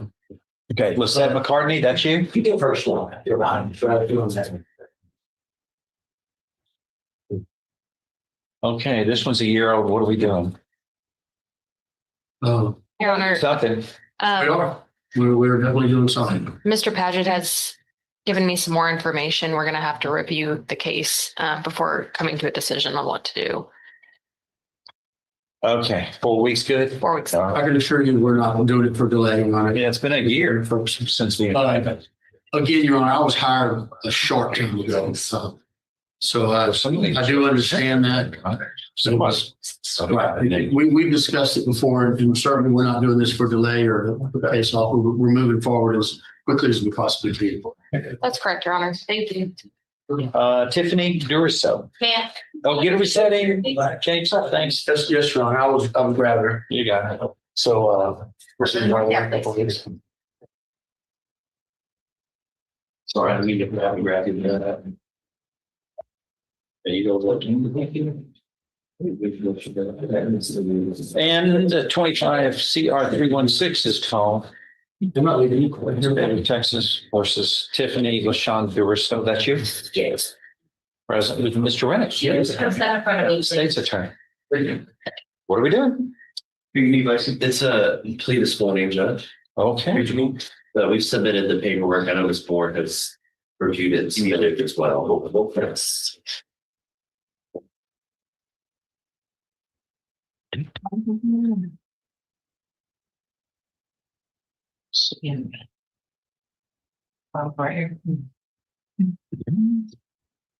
Mr. Grossdown, I need you to step in front of me, please.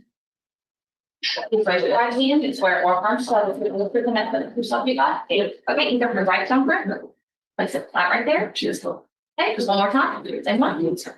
Place it flat right there. Just run a punch. And it's not.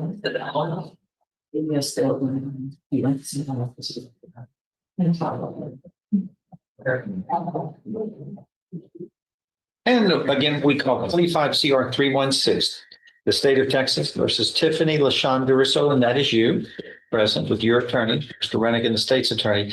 Does the defendant waive a formal reading of the indictment and the arraignment here? Can we proceed in summary? Yes, sir. In summary, this indictment alleges that on or about March 31st, 2024 in Jefferson County, Texas, you committed the state jail felony of driving or operating a motor vehicle while intoxicated with a child passenger under 15 years of age. Do you understand what you were charged with? Yes, sir. If convicted, you face confinement in a state jail for any term of not less than 180 days or more than 2 years. In addition, a fine may be assessed not to exceed $10,000. Do you understand? Yes, sir.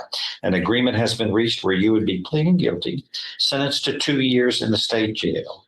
That would be suspended and you would be placed on regular probation for up to 5 years. It's quite a write on these things. And fined $500. There would be terms and conditions of probation, which are normal and customary for this type of offense. Is that your understanding of the plan? Yes, sir.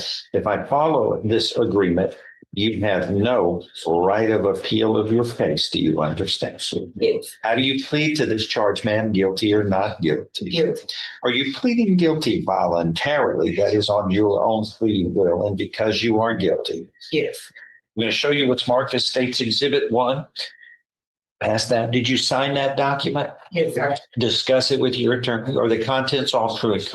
Yes. State's Exhibit 1 is tendered into evidence. No objection. Without objection, submitted.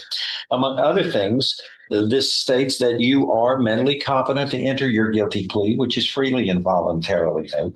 You know what you've been charged with. The indictment's been read to you. You've read it.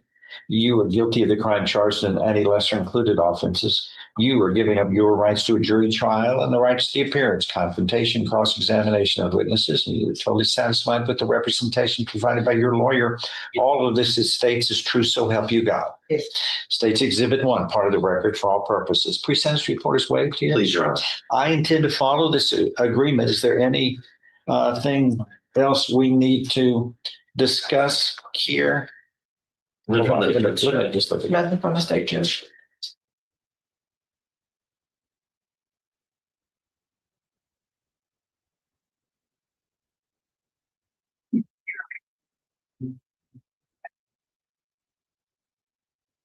What it ended up being the result of the specimen? It was approximately 0.213. yes. Hello? 0.213. Well, that's a lot. I don't see any other history, criminal history. I was just going There's Ma'am? I was just going for something at that time. Okay, well, we all do. I know. Yeah, don't feel like you're alone, but remember your life, you got children, your life touches others. Yeah, you're not here on this planet alone. You're with us and we're all in the same boat kind of thing. Every time we have good days and bad days. Welcome to the real world. You've made a mistake. You're fixing it, right? We all make mistakes. We all do. It's how you deal with the mistake. That's the real test of character. You feel like you're dealing with it responsibly? Yeah. Good for you. Good for you. Okay. And remember, you're role modeling, right? You're a parent. That's the greatest gift you can give to a child is a good example. Yeah. I'm gonna follow this agreement, of course. Anything else to add? Nothing further. If not, I'm going to find then, ma'am, you have pleaded guilty voluntarily. You are mentally competent to do so. You understand and appreciate the consequences of pleading guilty.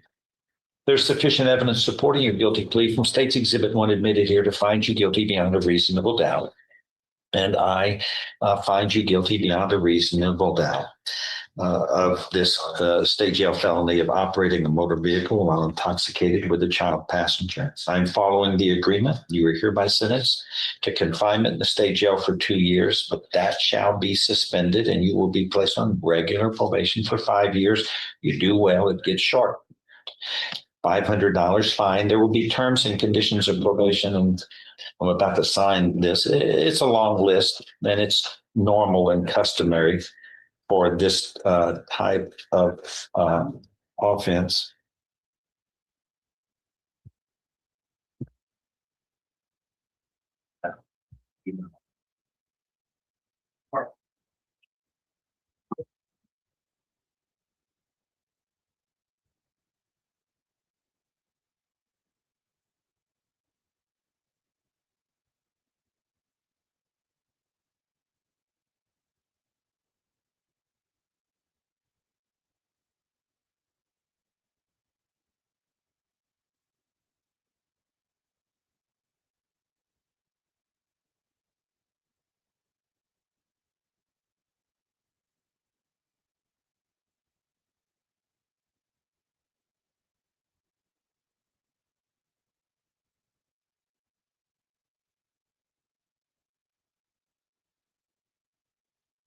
You must, among other conditions, have an auto ignition interlock system in any vehicle you operate, and that's to make sure that it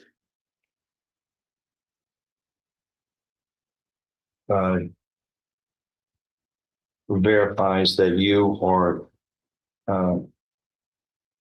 able to operate the 4,000-pound missile. You shall complete a Texas DWI repeat of, this says a DWI repeat offender program and pay the associated cost. Well, she's not a repeat offender. We have a different one as well, Judge. Okay, all right, okay. It's going to be similar. It's a good thing. It helps. Mm-hmm.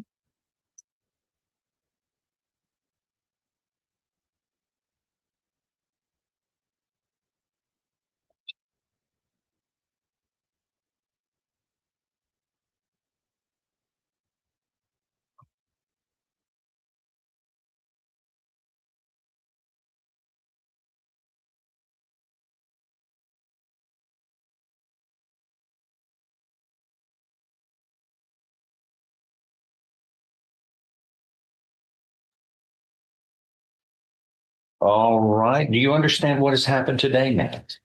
Please see the probation officer, and good luck and be safe. Thank you. Oh, I'm sorry. There's another one. Thank you, Judge. You're very welcome. See you, Scott. Oh, yes.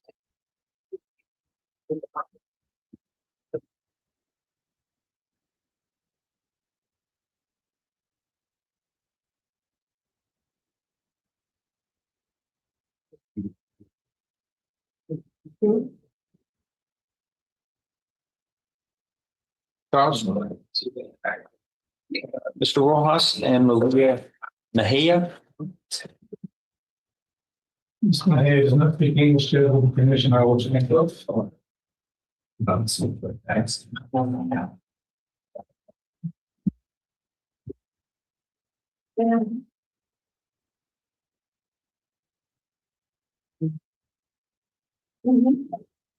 And we now call 25 CR 210, the state of Texas versus Maria Natalia Suna Mejia. Yes. Am I pronouncing that? Correct. You. Is that you? Yes, usted. Usted? Yes. She speaks Spanish? She does. Okay. Yes. Not English? Okay. Are you a citizen of the United States? Yes, no. Nothing. You discussed all that. What are we doing about getting that done? Is she intending to be a citizen? Or She has a 12-year-old son who was born here, so I don't know that she's got that process started. I think there's a process she may be able to. He's a citizen. He's a citizen, yes.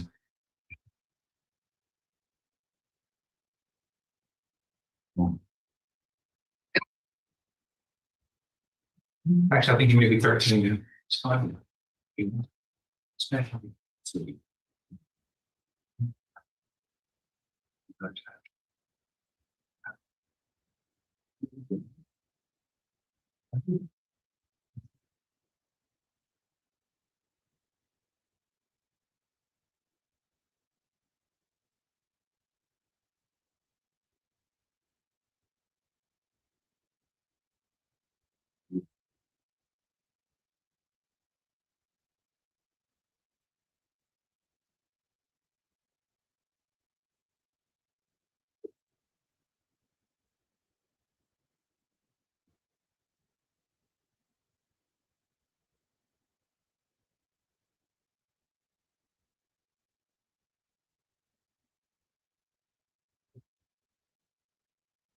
They never write what the result of the blood draw.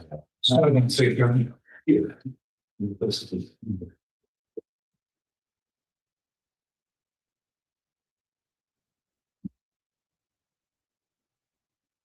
And what was the? Okay, 2011 was the date of birth of the child. Yes, sir. Okay, so 13 years of age, I guess, or so. Yes, sir. It's 9/4. 12, about to be 13.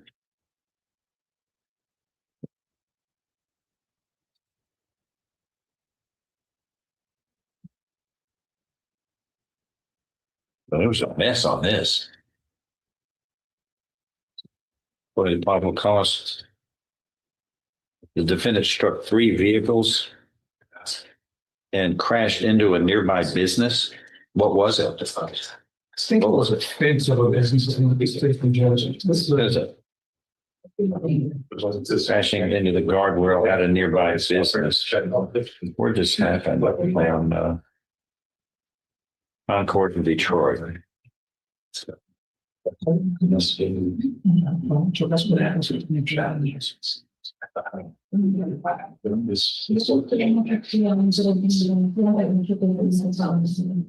It was a store. She hit a trash can. It's one of the big trash cans. But made a mess with. Yeah, he hit 3 other vehicles, right? That's correct. And how did all that work out financially for the people who were victimized? Did she have insurance property? The hair insurance paid all that stuff. Just You can't be inexpensive now. I'm sure it's not. You have insurance now. She's not driving anymore. She hasn't driven since the incident. Who drives? He has a driver here this morning. Who is that? Relation? A friend. Actually, she said she's the one who bonded her out of jail too. So good friend. All right. Does the defendant waive a formal reading of this indictment and arraignment? Can we proceed in separate? Yes, Your Honor. And the defendant does not speak fluent English. That's correct, Your Honor. So Mr. Rojas, who is fluent in English and Spanish, her attorney, and I find is a good man, is going to translate from Spanish to English so we can all understand, and then English to Spanish so that his client, the defendant, Ms. Mejia, can understand. Is that good for everybody? It is. Yes, all right. In summary, this indictment alleges that on or about May 24th, 2024, in Jefferson County, Texas, you committed the state jail felony of operating a motor vehicle while intoxicated with a child passenger who was under the age of 15 years. Do you understand what you were charged with? Yes.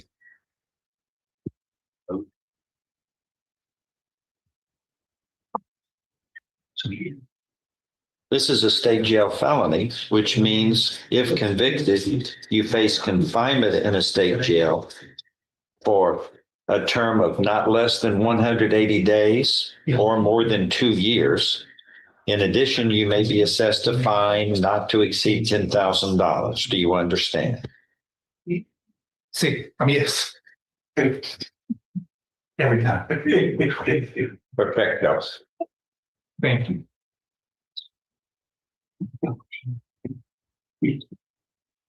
An agreement has been reached where you would be pleading guilty, sentenced to 2 years in the state jail.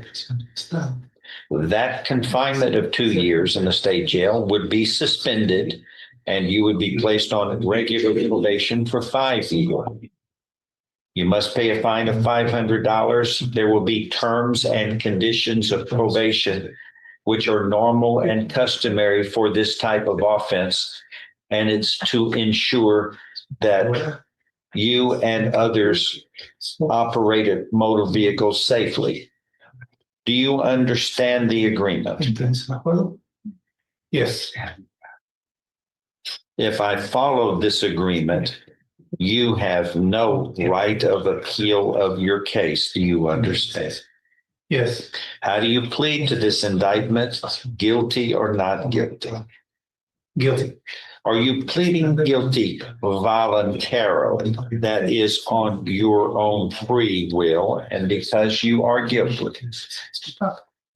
Yes. I show you what's marked as State's Exhibit 1. Did you sign that document?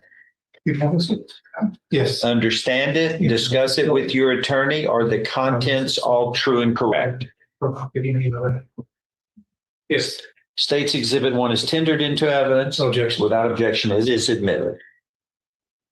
Among other things, this states that you are mentally competent to enter your guilty plea. You are doing this freely and voluntarily. You know what you've been charged with. The indictment's been read to you, or you've read it. You are guilty of the crime charged and any lesser included offenses. You are giving up your rights to a jury trial and the rights to the appearance, confrontation, cross-examination of witnesses. You are totally satisfied with the representation provided by your lawyer. All of this is true. It states so help you God. Yes. State's Exhibit 1 is tendered into evidence. And without objection, No objection. it is admitted. I'm going to follow this agreement. And again, you are pleading guilty to this state jail felony. And do you understand what you are doing? And is this what you wish to do? Yes.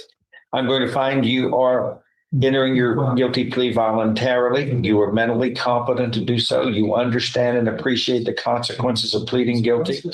There's sufficient evidence supporting your guilty plea from State's Exhibit 1 admitted here to find you guilty beyond a reasonable doubt. And I now find you guilty beyond a reasonable doubt of this state jail felony of operating a motor vehicle while intoxicated with a child passenger.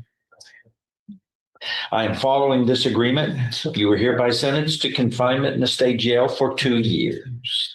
That is suspended. You were placed on regular probation for 5 years. You must pay a fine of $500. There will be terms and conditions of probation that the probation officer is going to go over with you that are normal and customary for this type of offense. Make sure you follow these conditions of probation. If you fail, your probation could be revoked and you could be sentenced up to 2 years in the state jail. Do you understand? Yes. Among other conditions of probation, you must have an auto ignition interlock system installed in your vehicle. And you must have to, you will be required to pass that test before the auto ignites. And that is important to ensure that you are responsible in your driving. And you will complete a Texas DWI repeat offender program, which helps you understand and appreciate the importance of operating a motor vehicle responsibly.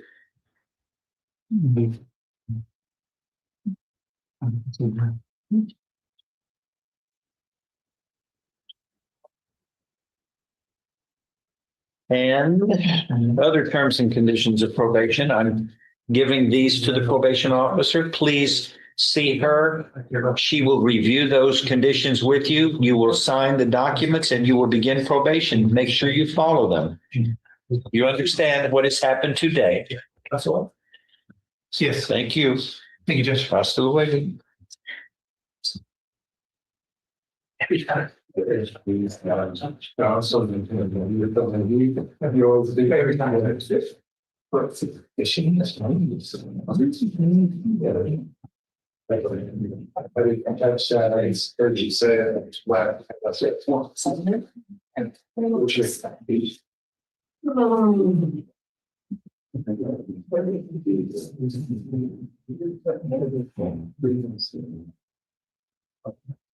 We already dealt with Kim unsolved, right?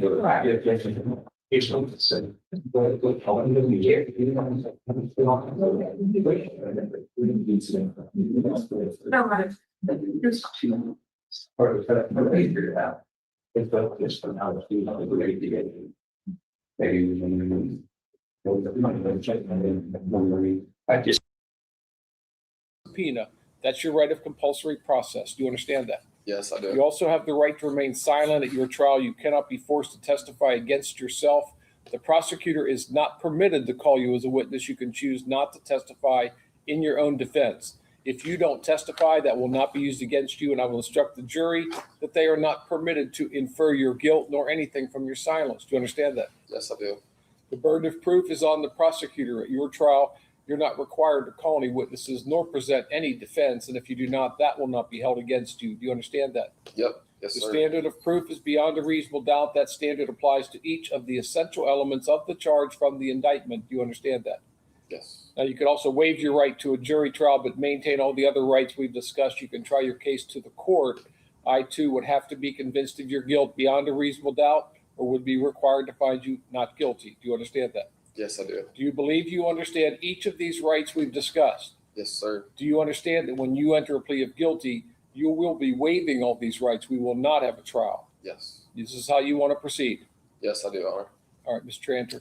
Your Honor, this occurred on or about the 14th day of October, 2025, Warren County, State of Ohio. On that date, Nicholas George did with purpose to deprive the owner of property, knowingly obtained or exerted control over the property without or beyond the scope of, without their consent or beyond the scope of the consent that was implied. Your Honor, this is a situation where Mr. George had been issued a TAD monitor by the Mason Municipal Court. The monitor became unreadable, later to be found that he had tampered with it and cut the monitor. The replacement cost of the missing equipment, which was not recovered, $1,250. Okay, Ms. Tiefenbach, anything on those facts? No, sir. Mr. George, did you hear the statement that she read? Yes, Your Honor. Do you acknowledge and admit that what she said is true? Yes, Your Honor. And again, you understand all the rights you're giving up by entering a plea of guilty, the rights we discussed? Yes, I do. What is your plea? Guilty. The court will make a finding that you've made a knowing, intelligent, and voluntary waiver of your constitutional rights that we've discussed. The court will accept your plea of guilty, and based upon the statement of facts in your plea, the court will make a finding of guilty. I will order a pre-sentence investigation. We'll come back in a few weeks and do sentencing at that time. How much longer are you serving on your sentence from Mason? I just have 10 days left, Your Honor. They gave me 60 originally. If someone from court services does not get the opportunity to come over within the next 10 days to visit you, do you know where court services is in this building? I'm sure I could find it once I walk in. I could probably ask for help. I'm just letting you know that it's your responsibility because you're under an OR bond here with pretrial supervision. I did want to say I have a probation. Because of this charge, I violated my probation in Butler County. So I do have a holder from them. So I'll be going straight to Butler County from here. So I won't be able to physically. Okay, well, that's good to know. Again, I'm going to hopefully let the court services know. Oh, hang on one second. Hopefully someone will be over within the next 10 days before you leave our jail to get this process started. But I'm just telling you, if not, it's your responsibility to make sure you get over here to schedule your interview and assessment, okay? Yeah, that's not a problem. I'm pretty sure they're going to put me back on probation anyway. It's my first violation there. I'll just drive up here afterwards if not. Okay. All right. Just so you know. All right. Anything else? No, Your Honor, thank you. Ms. Diefenbach. No, sir. All right. Thank you all. Thank you. Thanks, Your Honor. Thank Okay. you. Now, who's that? That's me. Okay, give me an alternative. Like your mother or something. No. Oh, no, just for our purposes, just put, needs to be held in the jail. Well, They have a holder, if we put release and that holder would trigger for them, right? well, he's still serving time for Mason, so he's got that plus Butler County. I guess we could just release him. Yeah, because he's not being held for us. He's not being held on this case at all. He's on an OR bond. I mean, we don't even need like a. Yeah. Yeah, he's on an OR. And if they release him for well, they won't because it'll just go to Butler County. But he's still serving a Mason case, so they can't. I don't know. I would say just put in the commitment that release him. Okay.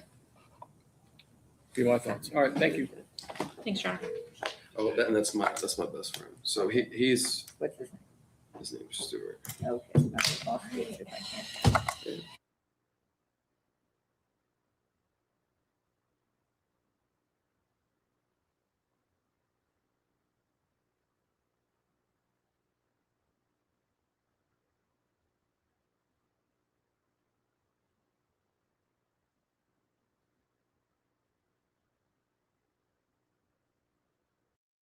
Balance by the 16th. I'm going to suggest that you do that early in the day on the 16th.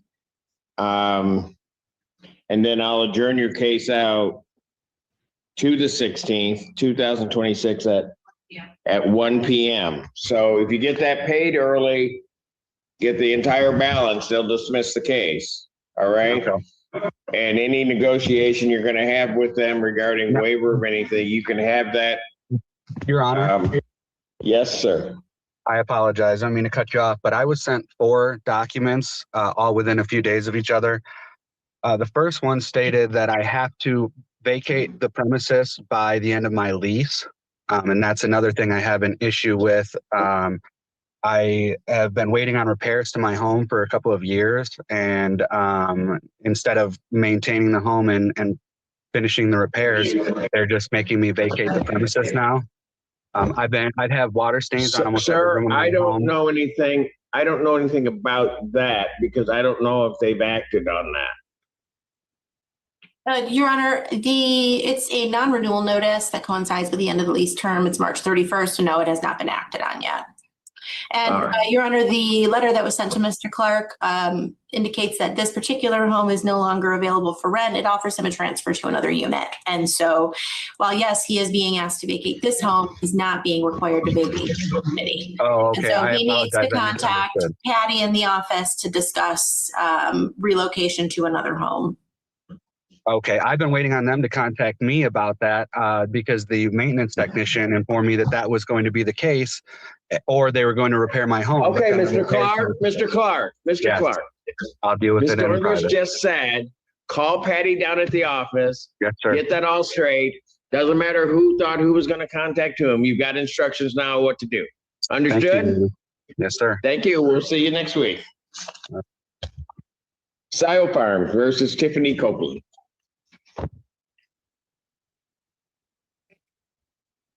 Tiffany Copeland. She is not here. If you'd like to take a default, please raise your right. No, because she already got it up. Do you solemnly swear or affirm testimony you're about to give will be the truth, whole truth, and nothing but the truth? So help you God. I do. Again, for the record, Your Honor, Rachel Dornbush, Pallet on behalf of the plaintiff. Your Honor, there is rent to retain of $3,127.92. Costs are $190 for a total due of $3,317.92. We'd ask for a default possession only judgment with writ to issue after 10 days. Judgment to the plaintiff by default for possession, redemption amount, any amount requested, writ issue in 10 days. Scio Farms versus Asante Crockett. Say here. Yeah, I'm here. Okay, you're here. I need a camera, sir. My And- my camera is broken. My phone is like falling apart. I'm getting a new one in like 2 weeks. Okay. All right. What is the claim in this case? With costs, Your Honor, $5,401.51. Sir, how are you intending on getting that paid? Next week I can pay on Thursday, 2,000, and then after that I can pay another good chunk like 2 weeks after that. All right. So you need to pay 2,000. You said by Thursday, you need to pay that by the 15th. I'll adjourn your case out to the 16th, 2026 at 1 p.m. That's an in-person hearing, so you'll have to come down to the courthouse.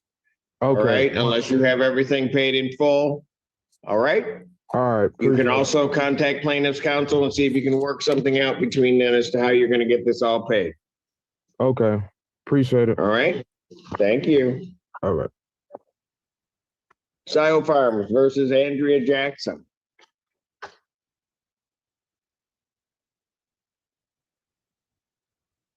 Andrea Jackson. Hello, hi. Oh, there she is. Okay, I'll need a camera, please, ma'am. I am trying And- to turn it on. All right. And what is plaintiff's claim? With costs, Your Honor, $4,343.11. Ms. Jackson, how are you intending on getting that paid? I wanted to know if I could just have some time to just vacate because I don't have it. So much didn't happen. I don't have it at all. All right. Have you sought assistance on this or? I've been trying to, but no luck. I haven't had no success with anything. So You what now? I haven't had any success with anything. Have you called Hawk, ma'am? SOS? I've called them and told me I didn't qualify. You don't qualify? Yes. That Okay. I was $100 over the income. Okay, gotcha. All right, ma'am, here's what I'm gonna do. I'm gonna adjourn your case out to 1 week. And you can certainly contact your rental officer, you can contact plaintiff's counsel and see if you can arrange a time for you to vacate the premises. So I'll adjourn your case out to the 16th, 1 p.m. Thank you. Thank you. Court calls case of Scio Farms versus Lisa Jastrzycki. I think I got that right.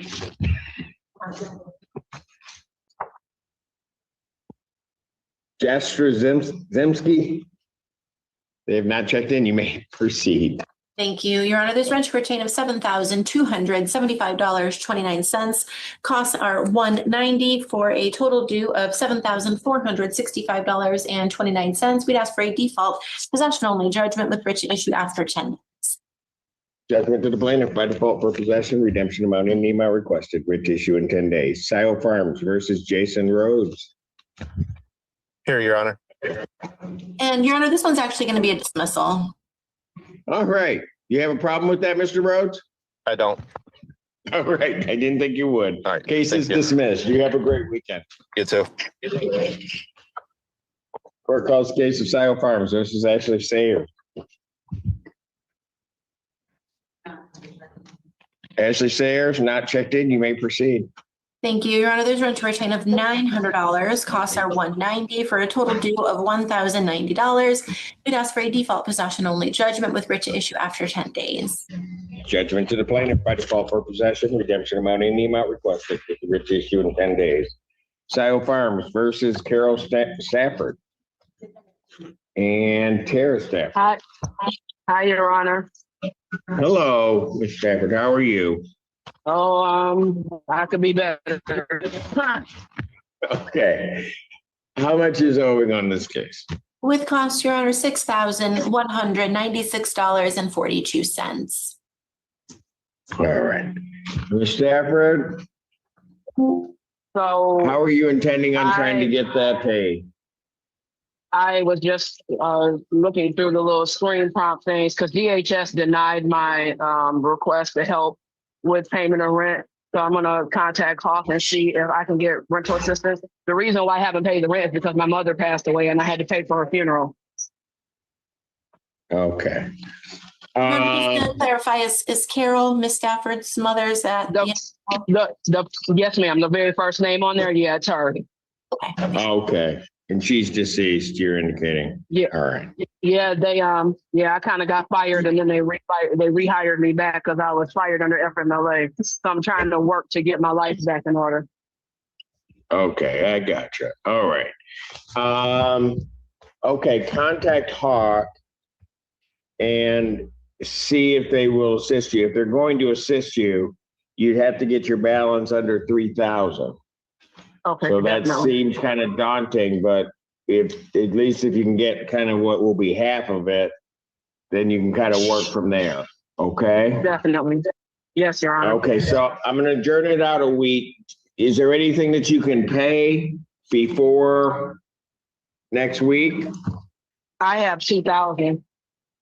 Pardon? I have 2,000. Do you? Okay. Yeah. All right. So let's do this then. Pay that 2,000 to the landlord. Okay. Okay. And what date can you pay that by, you think? I can do that today. Will it let me pay it I don't think it'll let me pay it in the portal though. I think it wants the whole amount in the portal. Yes. Yeah, I know. For whatever reason, they don't want to take everybody's money. Get it into the office. All right. Get the 2,000 paid. Okay. Okay. And I'll just indicate that you're going to pay that by Monday, the 12th. Okay. Okay. Okay. So get that paid. Contact Hawk. See if you can get an appointment. See if you can get some assistance. But if you pay the 2, then we're only about $1,000 if they can give you the maximum through Hawk. Follow me? Okay, gotcha. Yes, sir. So let's just hope they can get you back on track. So I'll adjourn this out to the 16th, 2026 at 1 p.m. Okay? Okay. Okay, that's an in-person hearing, so you'll need to be here unless we have something worked out, all right? Yes, sir. All right. Thank you, ma'am. Thank you, Your Honor. Court calls the case of Sile Farms versus Derek Wanshan and Elizabeth Wan. And where are they? There they are. They've been in the middle of my screen all morning. So can you unmute? I think we're good. Yep. Hello. Yeah, now I can hear you. Good morning. All right. What is plaintiff's claim in this case? With costs, Your Honor, $3,224.33. All right. And how are you folks going to get that paid? We're gonna have, on the 16th, we want to pay 400 of that. And we are working with Hawk and we're hoping to have the rest of that balance paid by the end of the month. Okay. When you say you're working with Hawk, do you have an appointment with them? Not yet. Okay, but you're going to contact Hawk is what you're indicating. Yes. All right. So I'll give you an opportunity to do that. Okay. Pay the 400 to the landlord. Okay. Okay. Get that paid because then that's going to put you under, if Hawk pays whatever they can, if they pay the full amount and you qualify for that, that'll put you under the 3,000. Okay. Okay. So, and then I'll adjourn this out to the 16th, 2026 at 1 p.m. That's an in-person hearing, so you'll need to come down to the courthouse. All right? Okay. All right. All right. Very good. Thank you. Thank you. Sile Farms versus Carol Chenault This is and Michael Kelly. dismissal, Your Honor. that's a dismissal. Case is dismissed on plaintiff's motion without prejudice. Scio Farms versus Alex Corser. Yeah, just these files are stuck together. There we go. I'm Amy Lynn. Hold I'm the on. one that actually lives in the house. All right, Alex Corser and Alyssa Proctor. But you are whom? Amy Lynn, I'm the one that lives in the house. I've lived in there since 2018. Okay. And you say your name's Amy Lynn? Yeah. Oh, I got you. I got your name here. All right. How much is owing us? With costs, Your Honor, $3,478.14. Pam, how is that going to get paid? I'll be able to pay $1,500 by Tuesday the 13th. I was off work for part of December, and I also had the pipes burst and had to spend $1,800 to fix them. Okay. So you're gonna have 15 by the third. Okay, and then what's your plan for the rest of the balance? I can have the rest paid. I get paid on the 27th, so I'd be able to have the rest paid probably by the 28th, usually in the afternoon. Okay, so that's your plan. I got you. So what I'm gonna do is I'm gonna adjourn this out to the 16th, 2026 at 1 p.m. That's an in-person hearing. What I'm gonna suggest you do is contact the plaintiff's counsel's office. That number's on your paperwork. And Okay. try to see if you can arrange a conditional order dismissal or something along those lines to resolve it. Since you're looking to get it paid before the end of the month. Okay. Thank you. Okay? Yep. All right, thank you. Thanks. Scio Farms versus Danielle Williams.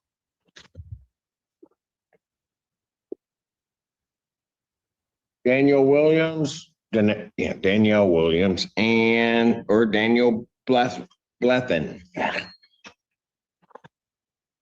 Neither are here. You may proceed. Thank you, Your Honor. There is rent to retain of $3,285.92. Costs of $230 for a total due of $3,515.92.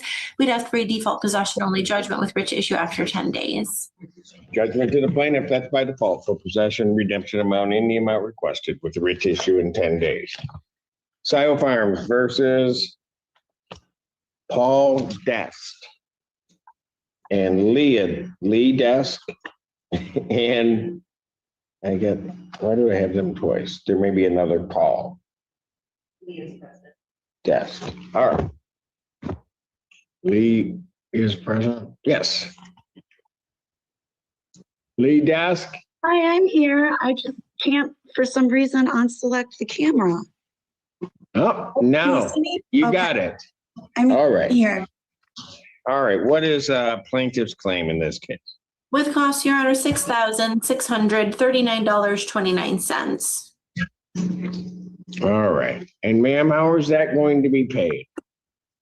So right now I have a balance of about $3,000 in my checking account, and I do plan on taking out a hardship loan for my husband.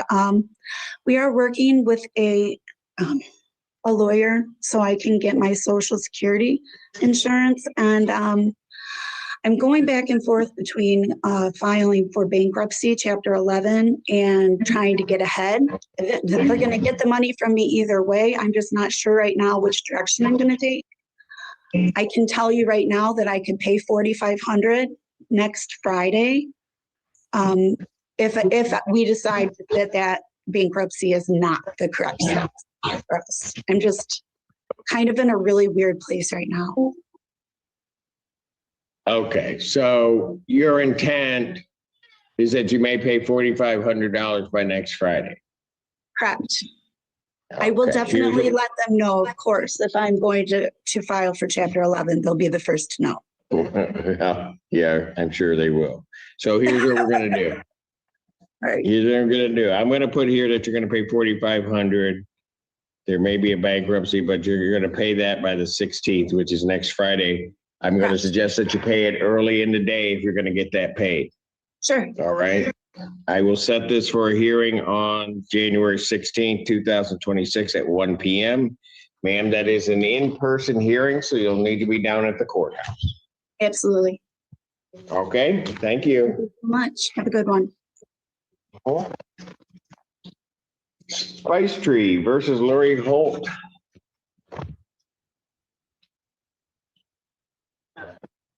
Lori Holt, not checked in, you may proceed. Thank you, Your Honor. There's rent to retain of $3,221.70. Costs are $169 for a total due of $3,390.70. We'd ask for a default possession only judgment with writ to issue after 10 days. Judgment to the plaintiff by default for possession, redemption amount, any amount requested with the writ issue in 10 days. Spice Tree Apartments versus Imbozu Luido. I'm here, Your Honor. Okay. All right. And how much is owing on this one? With costs, Your Honor, $3,003.10. 3,003 down. 10 cents. Okay. Ma'am, how are you intending on getting that paid? I have asked for renter assistance from a few people who run private organizations that help with funding. And I've also asked my parents for some assistance. So I expect that to be given at least by next week, Thursday. Okay, so you think you might have the balance by Thursday? Yes, I do believe so. And I would like to add that I have a chronic condition that will be inflamed by next week. So it renders me unable to walk because I'm anemic and Okay. yeah. All right. Okay, here's what we'll do. If that's gonna get paid, then here's what, I'm gonna adjourn it out 1 week. 2026 at 1 PM. Right? That's scheduled for an in-person hearing. I understand what you're telling me. I believe you on that, so I'm gonna give you permission, ma'am, to appear via Zoom on that date. All right? And that's the 16th of January? Yes, 16th of January, 1 week from today, and that's at 1 PM. Okay, thank you so much, Rona. You're welcome, ma'am. Take care of yourself, please. Thank you. Spice Tree Apartments versus Andrew Marshall. And Jaquel Mack. Marshall, Mack, neither are present. You may proceed. Thank you, Your Honor. There's rent to retain of $3,652.52. Costs are $182 for a total due of $3,834.52. We'd ask for a default possession only judgment with retention after 10 days. Judgment to the plaintiff by default for possession, redemption amount, any amount requested, writ issue in 10 days. Spice Tree Apartments versus Brian Meeks and is it Samania Meeks? She's not here. It's usually Mr. Meeks that's here. There he is. All right. Okay, how much is owing on this case? With costs, Your Honor, $3,290.62. All right, Mr. Meeks. Okay, Your Honor. Happy New Year, by the way. And to you. Thank you. So as per usual, I have closings coming up by the end of this month, but I plan on paying it ahead of time, actually. I'll pay $500 by this coming Friday, and I'm picking up some temporary work until my closings happen. And I'm gonna start doing some rideshare along with that, just to catch up before the end of the month. I don't want to wait. All right, so here's what I'm gonna do. I'll adjourn it out to the 16th, 2026, 1 PM. That's an in-person hearing. Pay the $500 by the 16th. You can contact plaintiff's counsel's office, see if you can arrange something as to how this is going to get paid. But we'll see you then, and we'll try to work it out like we have for the past 3 or 4 months. So, all right. Thank you, Your Honor. Thank you. Spice Tree Apartments versus Fatma Musa. Good morning, Your Honor. Trying to Good turn the morning. camera on. Okay. All right, I'll need a camera, please. All right, how much is owing on this case? With costs, Your Honor, $3,075.49. All right. How are you guys gonna get that paid?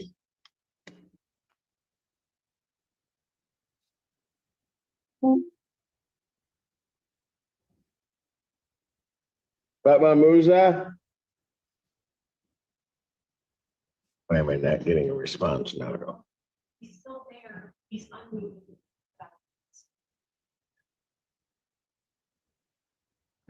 Fatma Musa? I had a response, but now I don't have a response. He just dropped. They just dropped. All right, I'll pass it, see if they sign back in. Sylvan Crossing versus Deborah Brown. Hold on one moment, Your Honor. I don't know. Hopefully that's a dismissal because I don't have that file. Give me one moment. All right.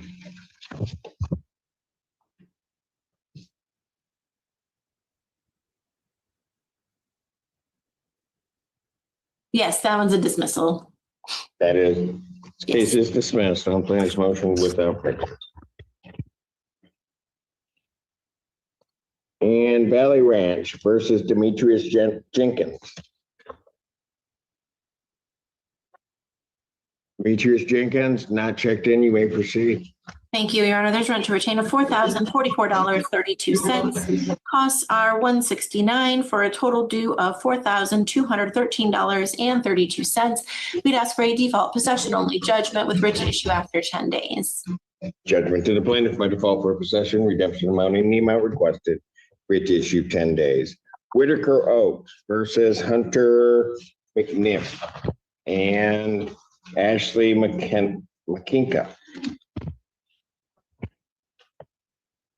McNiff, McKinka, neither are here. You may proceed. Thank you, Your Honor. There is rent to retain of $3,464.65. Costs are $240 for a total due of $3,704.65. We'd ask for a default possession only judgment with writ to issue after 10 days. Judgment to the plaintiff by default for possession, redemption amount, in the amount requested, writ to issue in 10 days. Whitaker Oaks versus Kristen McGeorge. McGeorge? She was here? Yeah. But not now. Yeah, not. We don't have them. You may proceed. They're not Thank here. you, Your Honor. There is rent to retain of $1,549.97. Costs of $200 for a total due of $1,749.97. It asks for a default possession only judgment after 10 days. Judgment to the plaintiff by default for possession, redemption amount, in the amount requested with writ to issue in 10 days. Whitaker Oaks versus Janae Smith. Janae Smith, not checked in. You may proceed. Thank you, Your Honor. There is rent to retain of $5,861.16. Costs are $200 for a total due of $6,061.16. And we'd ask for a default possession only judgment with writ to issue after 10 days. Judgment to the plaintiff by default for possession, redemption amount, in the amount requested with the writ to issue in 10 days. River Ridge versus Lois Brown, River Ridge versus Christopher Richter, Scio Farms versus Jonathan Barrera, Scio Farms versus Sarah Neal, Spice Tree versus Jenna Stribley, Valley Ranch versus Brendan Horner, Whitaker Oaks versus Scott Aito, Whitaker Oaks versus Sherry Hansen, Whitaker Oaks versus Gene Zimmerman. Those matters are dismissed on plaintiff's motion without prejudice. I will recall the case of Spice Tree versus Musa. Did they sign back in? Yes. Good morning. We're, He's probably not here. oh, hang on a Sorry, the second. camera took me out. No, it's okay. It's okay. Oh, I got you. Okay. And the claim in this case was that there's $3,075.49 owing. How are you intending on getting that paid? I'm gonna have 2,000 paid by the 15th and the rest paid by the 23rd. So you'll have 2,000 by the 15th? Is that what you said, sir? I didn't freeze. Hello, did you hear me? Yeah, well, now I can hear you. You said you'll have 2,000 by the 15th? He keeps freezing. That's, I heard 2,000 by the 15th, Your Honor, and then the balance by the 23rd. that's what I heard. Okay, so what I'm gonna do, and if you can type this in and send it, I'm gonna mark that in the file. I'm gonna adjourn this out to January 16th, 2026 at 1 PM and let him know that that's an in-person hearing. And we'll see what he does then. All right, thank you. Thanks. All right, that's it All for right. my morning docket, Your Honor. See you at noon. Thank you. Yes, yes, ma'am. All right, that's the first half, and we're gonna, court's gonna stand in recess, get ourselves set up for our 10 o'clock, which we're running a little bit behind on, but we'll get going. Court's in recess.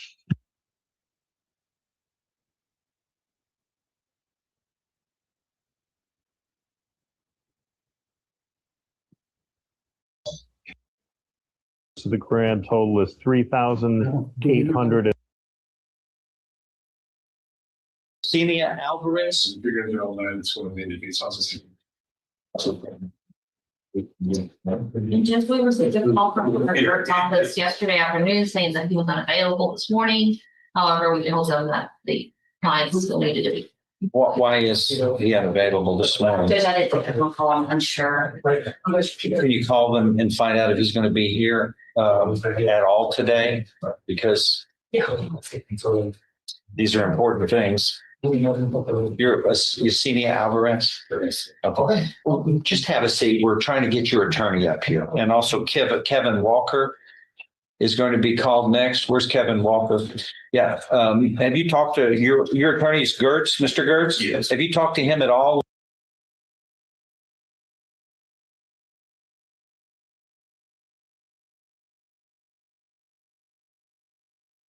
$7.68. All right, Mr. Sheldon, how are you intending on getting that paid? I'm going to pay half of it today, and then the rest, everything should be paid by the 22nd.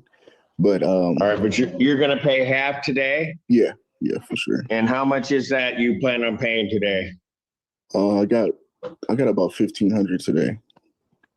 And it's not quite half, but okay, you're going to pay 1,500 today. So Yes. get that paid to your landlord. Okay. I'll adjourn this out. What is today's date? 9. And then I'll adjourn this out to January 16th, 2026 at 3 PM. Okay. That's an in-person hearing, so you'll need to come down to the courthouse. And we'll figure out the rest, okay? Okay. Thank you. Thank you. Thank you, Your Honor. Court does call the case of Homestead Commons versus Carla Owens Askew. Front taken for plaintiff.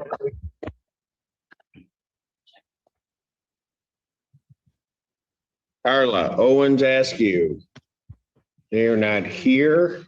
Stringham, if you raise your right hand, if you'd like to take a default. Do you solemnly swear or affirm testimony you're about to give will be the truth, the whole truth, and nothing but the truth so help you God? I do. Actually, hold Go on. ahead, sir. Just a moment, Judge. I think that one actually might be a dismissal. Let me double check. You think?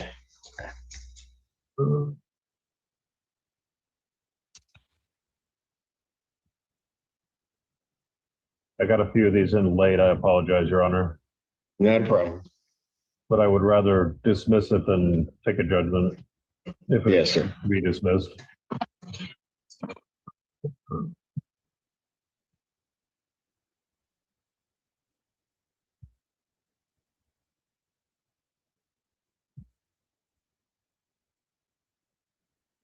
And what was that last name again, Judge? The last name on this one is Owens Askew. Oh, okay. This is actually a motion hearing, Judge. Is it? This one was supposed to be up at 8:30. They filed a motion to set aside the default judgment, and they didn't show up. So at this point, yeah, we would ask for the motion to be denied, obviously. We took a default on this one on the 5th. Were they in? I'm now looking at the notice and I don't. I think notice went out on the 16th, correct? Pardon?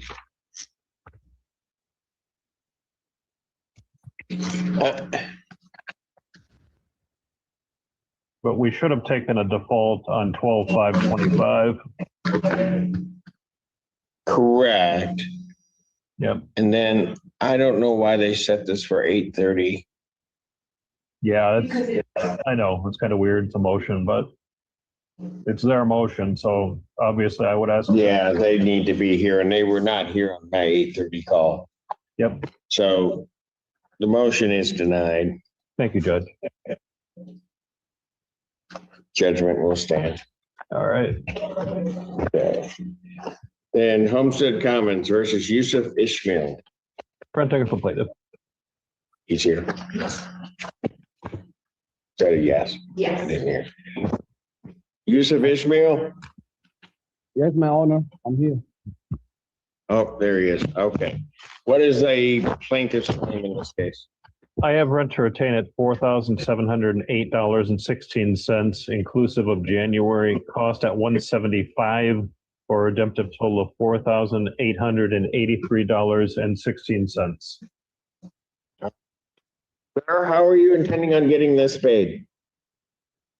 My honor, the landlord filed in the wrong venue. I asked that the case be transferred or dismissed. I'm having problems hearing you through your mic. You're very muffled. Okay.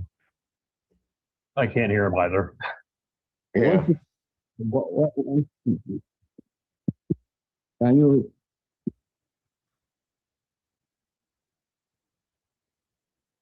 Just make sure your mic's not covered. Go ahead, try again.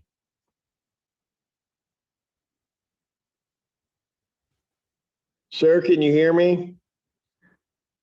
No. Can you hear me?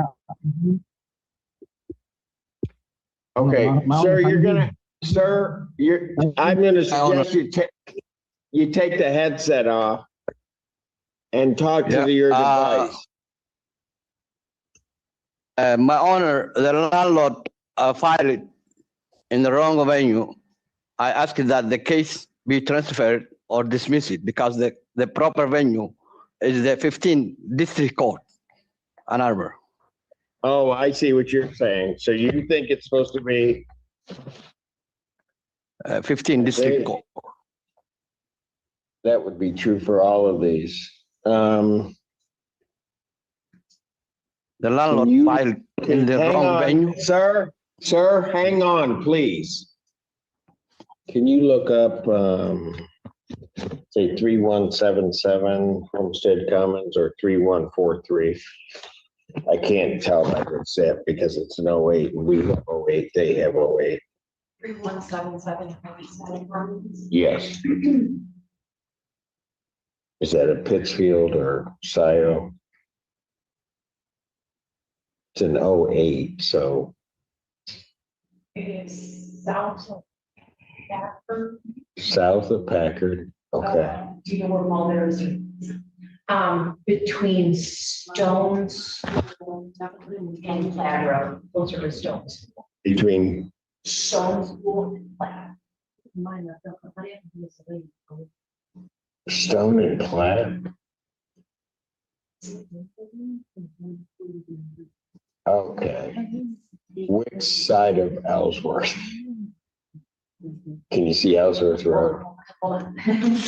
Which side? Because between Stone School and Ellsworth, one side, It is north of Ellsworth. it's north of Ellsworth, which I believe is the city of Ann Arbor. I mean, I said Packard, but I mean. You said Platt.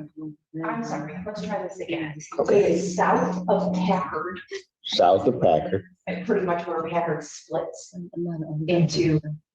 Eisenhower. Yeah, exactly, right south there. South, just south of Packard. And closer to Stone School, but north of Ellsworth. He's right. These cases need to be moved to the city of Ann Arbor. Understood. Yeah, I know this is a border property. Some of them are with you, Judge, and some are 15. Some of them, right. Yep. And it's just the north of Ellsworth. That lets me know that that's city of Ann Arbor. So how do you want to do this? You want me, I'll just, we can transfer if you'd like, Judge. Yeah, we'll transfer over to 15th District. I'll do that on both of the cases. That's Homestead Commons versus Christina Sneary. Understood. Also would have to do that. I'm not sure what to do on this one. We already had taken the default on, but I'll leave that until there's a challenge. So we'll transfer it to 15th. Plaintiff to bear all costs of any transfer, and then we'll let them. All right, thank you. Very good. Thank you, Judge.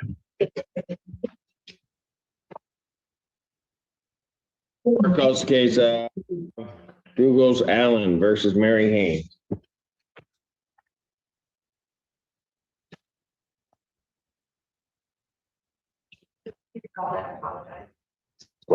Are we there?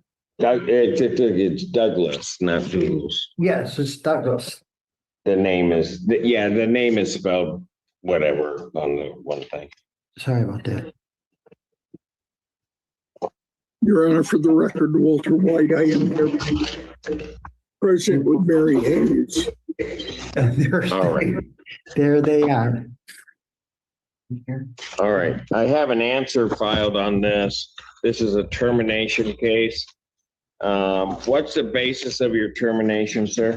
That my doctors told me that I need to sell out because I'm dying, basically. Okay. And that, So you're and trying to sell the property. yes, and so I need to get in there to fix it up.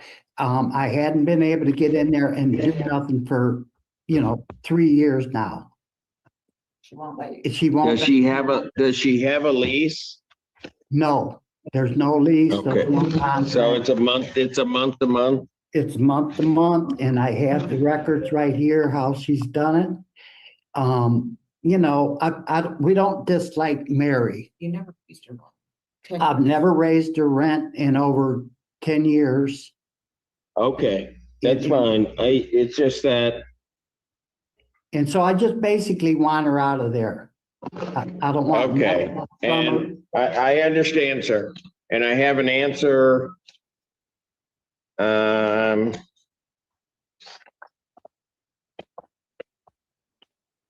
Doesn't say a whole lot.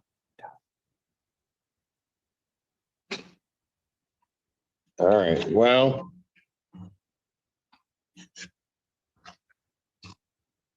I'll set this for a final settlement conference termination case. It seems pretty straightforward. I'll set it for a final settlement conference. Give me 20th. 20th. For January 20th, 2026, 9 a.m. That's a Tuesday. And all parties need to be present at the courthouse. And I will be in courtroom A on that day. Okay. What time did you say again, Your Honor? 9 a.m. Thank you. All right. Read it. Huh? Oh. Okay. Your Honor, Okay. can I just address the issues that have been brought up very briefly? If you must, go ahead. If I must, Your Honor. These parties have gotten along great for the 12 years they've been together. There was some dispute over rent, and I realize this is on a 30-day. We don't have any problem with Mr. Allen getting paid his rent. We're not trying to dodge out on the rent. The whole thing about this is that we had an agreement that Mary was going to stay till the end of March, and as long as that agreement was honored, we were willing to pay rent and leave at the end of March. The problem is that Mr. Allen asked for a meeting. She showed up, he didn't, and then the next thing we know, he got a 30-day notice. So we don't want to keep him from getting paid, but she does want to stay till the end of March, and that's what this case is really about. All right, well, maybe between now and the 20th, the parties could talk to each other and see whether or not that agreement can still be in place if there was an agreement. All right? Can we talk? Can we talk? Thank you. You're welcome. All right, you guys need to contact each other. Otherwise, I'll see you on the 20th. Thank you. All right, bye-bye. All right. D Squared Partnerships LLC versus Echo Lawns LLC. So, good morning, Your Honor. Dan Troika, appearing on behalf of the plaintiff, D Squared. Travis Gagne on behalf of defendant Ecolons with my client with me. All right, very good. All right, where are we on this, John? Your Honor, this is a commercial eviction. We do, as you can see, have an attorney appearing who's filed an answer. We would request escrow. This is a situation which we haven't been paid rent since June. The monthly rent starting February 1st is $11,203.56. $11,203.56. The current amount owed between today and January 31st, the prorated, would be $8,037.53. So we're asking the court to award escrow since we do have an answer and we're going to have to proceed. We would also ask, Your Honor, under the court rule that there would be an order that the heat be kept on at the premises enough to prevent freezing. 45 degrees, we're told, would be sufficient. While we're not here to, litigate the issue, I just do want to say there was a problem in December where all 4 furnaces were off when it was getting to sub-zero temperatures. We just want to make sure the building is safe. We almost had a disaster, and we would ask the court's ruling to make sure we're protected, which the court rule does specifically provide for that. Response. Yeah, the response here is that these parties have been talking for a very long time. And as it was indicated in the answer, rent is being withheld because there are significant repairs and maintenance issues that the landlord has refused to fix up until the date, and interference with the property as it comes to the sign. I'll address the heating as well. Mr. Troika and I have had conversations about this as well as my colleagues here at the firm.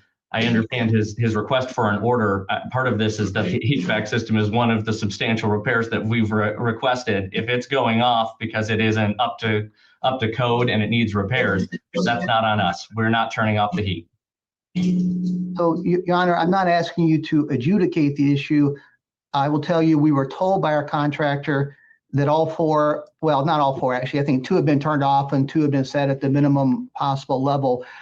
We don't know for sure what happened. What we know is our guy went in there in December when we were getting to sub-zero temperatures. Everything was off. We called the police. There were some words exchanged. We're just simply looking to protect the property. We're not asking for a ruling. Right. We didn't actually have any damages. We're grateful that the worst didn't happen. But Your Honor, it's January in Michigan. We want to make sure that that situation doesn't happen again. And to be clear, if the furnace failed and it's not the tenant's fault, that's so be it. But we were told all of them are in working order and they had manually been turned off or turned to the lowest setting. Okay. All right. What I will do initially is, with reference to the escrow, I will order escrow. However, what is the February rent of the $11,203.56? Is that the same rental amount for January? So no, January is $10,883.19. This is a lease that was signed in February 1st, and it turned every year there's an escalator. So it goes from 10,883 to 11,203 come February 1st.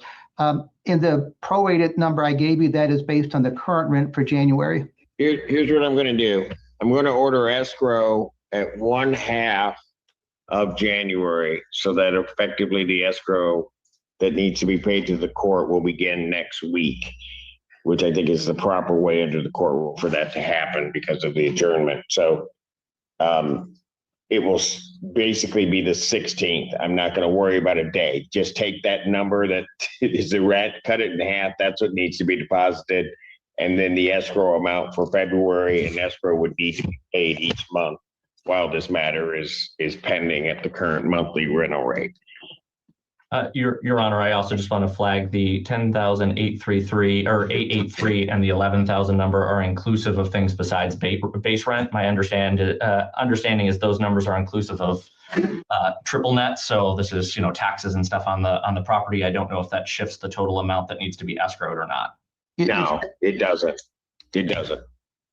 And I'm sorry, just for clarification, Your Honor, you said paid into court escrow by January 16th? Yes, but I want it paid in that date, but I'm only prorating for 50% of January as opposed to 75% of January. Got it. All right. Understood. And then with reference to the heat, here's the way I'm gonna, or those kinds of things, that I will order, and counsel for plaintiff can prepare an order that the heat is to be maintained at a minimum of, actually my numbers are different, but it's supposed to actually be 50 degrees, at a minimum of 50 degrees. If plaintiff believes that the heat has gone down below, or the temperature of the building under, I think it's 201H, I will give plaintiff authority to enter the premises to prevent waste to the premises and fix the furnaces. Thank you, Your Honor. Your Honor, do you need an order submitted? Yes. Okay. Both as to the escrow and as to that. It can all be on one order as far as I'm concerned. Thank you. All right. Your Honor, one last thing. Again, the parties have been talking for a very long time here. We brought up mediation a couple of times. I don't know how Mr. Troika feels about this, but I would also submit to the court that this is something that before we litigate this in a protracted manner, it would be helpful to have some sort of facilitation here. So I bring that to your Honor's attention if you're so inclined to order that as well. If you've not had a case before me, that's going to happen. And the first facilitator you're going to run into is a judge with a hammer, which is me. So thank you, Your Honor. What I'm going to do is, I think the answer's been, you filed an answer, correct? We have, that's right. All right. So let's just get this to final settlement conference then. Will January 20th work for you, gentlemen? It will work for me, Your Honor, because I'm already in your court earlier that day. See? The miracle of scheduling. Your Honor, what time on the 20th? It would be at 9. Okay. What time can you do? So Okay. I have a Zoom hearing at 8:30, so I could do 9:30 or 10 o'clock if that works with Your Honor's schedule. I'll just put it at 10. Okay, thank you. Because what, you're going to go see a judge you like better than me first? Is that, no, that's okay. That's okay. I'm not. Your Honor, it's due diligence. I am judge shopping. Okay, I see. All right. All right. So I'll set final settlement conference on this for 10 a.m. on January 20th. Thank you. Your Honor. 2026. All right. Thank you. All right. Next case is Stefan Gillette versus Amanda Raines. Ellis Friedman for the plaintiff. Amanda Raines. All right. And what is plaintiff's claim in this case? This is a termination case, Your Honor, month to month. Is it? I got an NPR. Hold on. Yes, it is a termination case.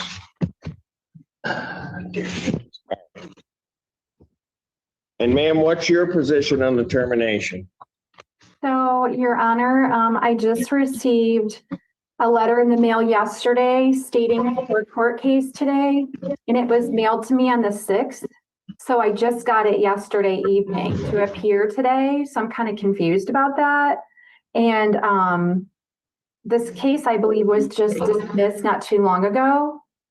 So I'm also confused about that. And I've also been in constant contact with Stefan about me trying to, because we lived in the home 5 years together and I always paid my rent. I offered, even after we split up, to continue to pay the rent. He declined it. And then I went through a temporary job. And then after the temporary job ended, I tried to apply for another job, and I'm still looking and going through interviews. And I let him know that. And I said, I will constantly keep you updated. And he doesn't own the home. His mother and father do. So I'm on a month to month with Stefan basically as a roommate. And this isn't the home with the dogs, is it? Yeah, it's the home with the dog. We have a German Shepherd who has cancer, and I'm full-time taking care of the dog by myself. Like, I'm distributing all the medicine. So who owns the property? So his mother and father own the property. He is the I guess you'd say the caretaker of the property. He has a lease with his mother and father. He's in charge of the property. He is the proper plaintiff in this case. And that's why he's named as the plaintiff. If you remember, Your Honor, I don't know why you would remember, but over a month ago, this case was dismissed because my client had not served a proper notice for termination. So this was a new notice and a new file, and she's had now about 75 to 80 days to find another place to live. She doesn't have a lease. Right, I understand all of that, but the thing that she's raised is the issue of ownership of the premises. Yeah, his mother and father, Your Honor, own the premises. And the reason the case was dismissed by you the last time is because we had an issue with him not paying me the money for the tax credits. And his lease expired back in 2011. So he hasn't had an active lease with his parents. Your Honor, I know you're going to adjourn this out a week, or I assume you are. Yeah. I have documentation from the parents that he's authorized to manage the property and commence the eviction. So I don't think she has it standing to dispute who's in charge of the property. It's certainly not her. I haven't received. Yeah, but the thing is that I'm not, if he doesn't have an ownership interest, I mean, I'll have to take a look at it because we don't run into this very often. I'm not sure that he can bring this in his name. Well, I don't know why not. He's managing. He can certainly serve the notice, but I don't know whether he can bring it.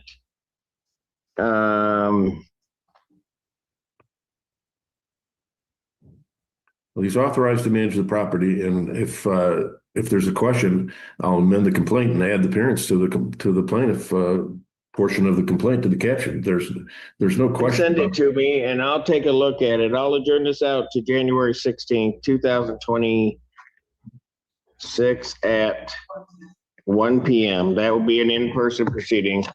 I can get the documents. I'll look at the issue of ownership and then be able at that point to make a ruling. All right. Thank you, Your Honor. That's it. Thank you. HP Foreclosure Solutions versus all occupants at the location of 1790 Hamlet Drive in Ipsy. Good morning to you and your staff, Judge Simpson. This is Attorney Paul Spaniello. My PIN number is 72366, and I'm here on behalf of the plaintiff. There is an occupant. There is an occupant. Yes. And your name, ma'am? Mary Cheatham. Okay. And this is a termination on what basis? Subsequent to expiration of redemption rights and a mortgage foreclosure, Your Honor. And Judge, if I may. Yes, go ahead. My understanding from my client this morning that there's negotiations between Ms. Cheatham and them. So if there's no objection, I prefer to set this out for a couple of weeks to see if we can get some finality if the court's amenable to that. Ms. Cheatham, do you have any problem with that? I do not, Your Honor.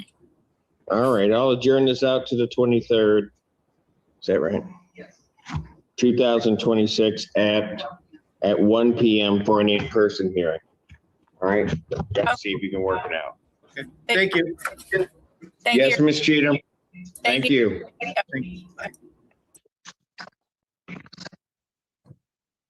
Court does call the case of O'Neill Murhead versus Nick Bergeau? Good morning, Your Honor. Philip Wypert on behalf of the plaintiff, O'Neill Muirhead, who's sitting to my left in my South Line office. Nick Bergeau? Is he here? He's unmuted, but his camera's. He's unmuted. Oh, I see. Oh, yeah. He's got to get better Wi-Fi. He keeps freezing.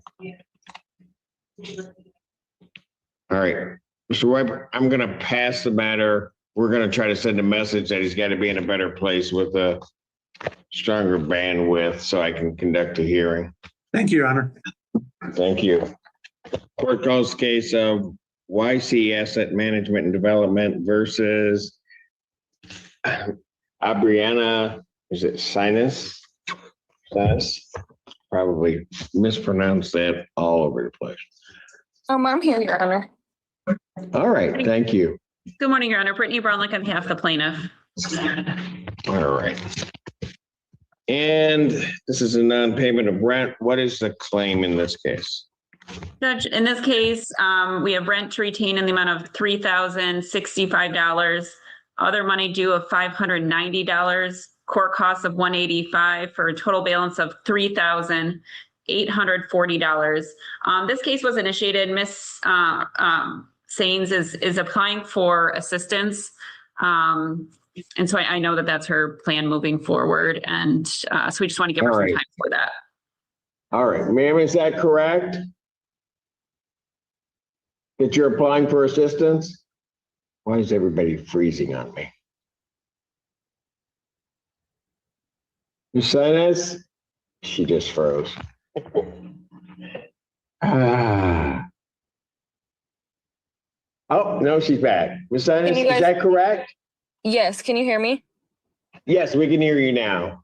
Okay, So yeah, you're I applying- just Go talked to Huck this morning and they told me we had to get my best friend that was on the lease off of the lease. So and then my balance was above 3,000, so they want me to get that paid down and then to contact them once that gets paid down, and then we would start the process from there. Okay, so let me ask you this.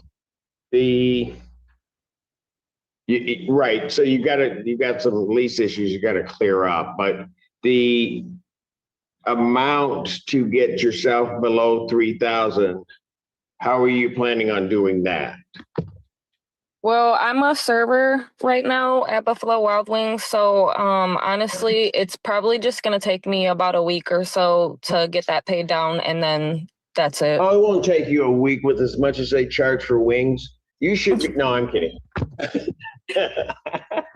No, you're right. No, I do not mean that. They're a fine organization. So you think about a week you can get that below the 3,000? Yes. All right. So here's what I'm going to do is I'm going to adjourn this out. We won't have everything resolved, but the 16th, or counsel, she's contacted Hawk, but they're not going to give her an appointment till she gets that down. I can put it on the 16th for an in-person, or I can go to the 23rd. Either way, it almost would seem to be more productive to go to the 23rd, but I don't, Yes, she's not really entitled to it without your agreement. Sure. No, I understand. I'm fine with adjourning this out to the 23rd. We knew that, she would need a couple weeks to kind of get some of that taken care of. All right. So January 23rd, 2026 at 1 p.m. So ma'am, I'm setting this for an in-person hearing on that day. I'm going to indicate in the file that you're going to at least get $840 paid to the landlord by the 16th. Okay. to get yourself there. And that way, then it's going to give you time to contact Hawk, have them give you an appointment or at least an indication as to whether or not they'll be able to assist you. Okay. Got that? Yes. All right. Thank you, folks. Thank you, Judge. Legends of Rosewood Village versus, is it Lena Awad and Tiffany Coleman? Good morning, Your Honor. Jackie Snyder Pollard for the plaintiff. Tiffany Coleman, I'm here. Lena's here. Okay. He'll be here in a second. Lena, what? She's, yeah, okay, everybody's here. All right, what is plaintiff's claim in this case? Your Honor, we have rent to retain of $1,853, court cost of $218 for a total of $2,068.80. Sorry, court costs are $218.80. That's how we got the 80 cents. Yeah, okay, gotcha. All right. Folks, how are you gonna get this paid? Yes, so we actually had the rent plus the late fee is the $1,853. We tried to go pay it, and our property manager said we couldn't pay it until we had the court costs as well. So that's why we're still at court. Oh, when did you try to do that? That was the 5th or 6th? 5th? I believe it was Friday. Maybe. But they still owed, you guys still owe January, correct? No, we paid it. So what we're here for was for December's non-payment, but we paid that, and then we owed January, and we tried to go pay January, but she said we could not pay it without having the additional okay. Oh, court. no, that wasn't right then. Okay, so, I'll solve that. yeah, no, Your Honor, I'll solve it myself. I got it. Okay, so Sorry, here's what I didn't know. I here's thought that they still had to pay January and they didn't have January in hand. I apologize. Yeah, so we have January's rent plus the late fee, but then when we looked online, we looked on our portal and we saw it was an extra $463 added. So we went to the office and talked to her, and Yeah, I we already said, fixed that. we said, can we pay the rent with the late fee? She said, no, you need to have the court costs included. So she said she wasn't going to stop us from going to court. Okay. So we're here all because right. we don't have the court fees. Hold on. We're gonna This is solve my part of office number. Give me a call after this hearing and we'll talk about that. So I'm going to adjourn this yes, out sir. to January 16, 2026 at 12 noon. That's for an in-person hearing, so I'll need you guys down at the courthouse on that date. How much do you have right now that you want to pay to the landlord? We have the full 1853. We have everything. Okay, but hold court on. costs. Just slow down, Ms. Coleman. I just asked the question. I need a number. How much do you have? 1853. Stop. There we go. Okay. 1853. And you have that right now to pay. So what I'm going to do is I'm going to indicate that you're to pay that by the 12th, this Monday. Okay. Pay that by the 12th. And I'm going to order the landlord. Council knows what I'm going to do. I'm going to order the landlord to take it. Yeah, they should. Yeah, I know. So, yeah, I've dealt with this twice already, Your Honor. all right. So you guys go pay. They're going to take it. Then we'll figure out where that other number comes from and everything will be fine. Okay? No problem. Thank you. And we'll Thank see you guys. next week. And our number is on the Ms. notice. Awad, did you want to say anything? No, she got all the talking for me. She got it. Okay. All right. I just want to make sure nobody's left out. All right. Thank you, folks. Have a great weekend. Thank you. Legends of Rosewood Village versus Leonardo Zuniga. Again, Your Honor, Jackie Snyder Pollard for the plaintiff. Leonardo Zuniga here. All right. And how much is owing on this? Oh, yeah, that's me. 4,000. I was gonna text Mark. $4,298. Court costs of $181.90 for a total of $4,479.90, Your Honor. All right. And sir, how are you intending on getting that paid? Your Honor, I have $2,600 already for the cost of December. My company has been running late with payments. That's why I'm in this situation. The remaining will be paid at the end of the month with the payroll on the 30th. All right, so how much do you have now? 2,617. All right. Okay, so what you need to do is go pay that to them. I'll adjourn this out 1 week to the 16th, 2026 at noon, you said? Yes. At 12 noon. Okay? What I'm gonna suggest you do, counsel, is you call the Yeah, I got this. plaintiff's counsel's I got this. office. Okay? And then try to see if you can work out a conditional order of dismissal. You understand that, Mr. Zuniga? Yes, I understand. Okay, real good. But get that the 2,600 paid over to the landlord. Will do. All right, thank you. Thank you, Your Thank Honor. you. Thank you. All right, who's next? Blue Heron Point versus Omar. Is it Kamasoko? Yes, Your Honor. Good morning, Your Honor. Good Rania. morning, Your Honor. Okay, I need, Mr. Kamasoko, I need a camera, please. Sure. I'm sorry about that. All right. And I think it's Mr. Dodd, right? Yes. Mr. Dodd, how much is owing on this case? Your Honor, I'm showing rent to retain in the amount of $3,759.54. Attorney fees and costs of $170, for a total redemptive amount of $3,929.54. All right, you kind of went in and out.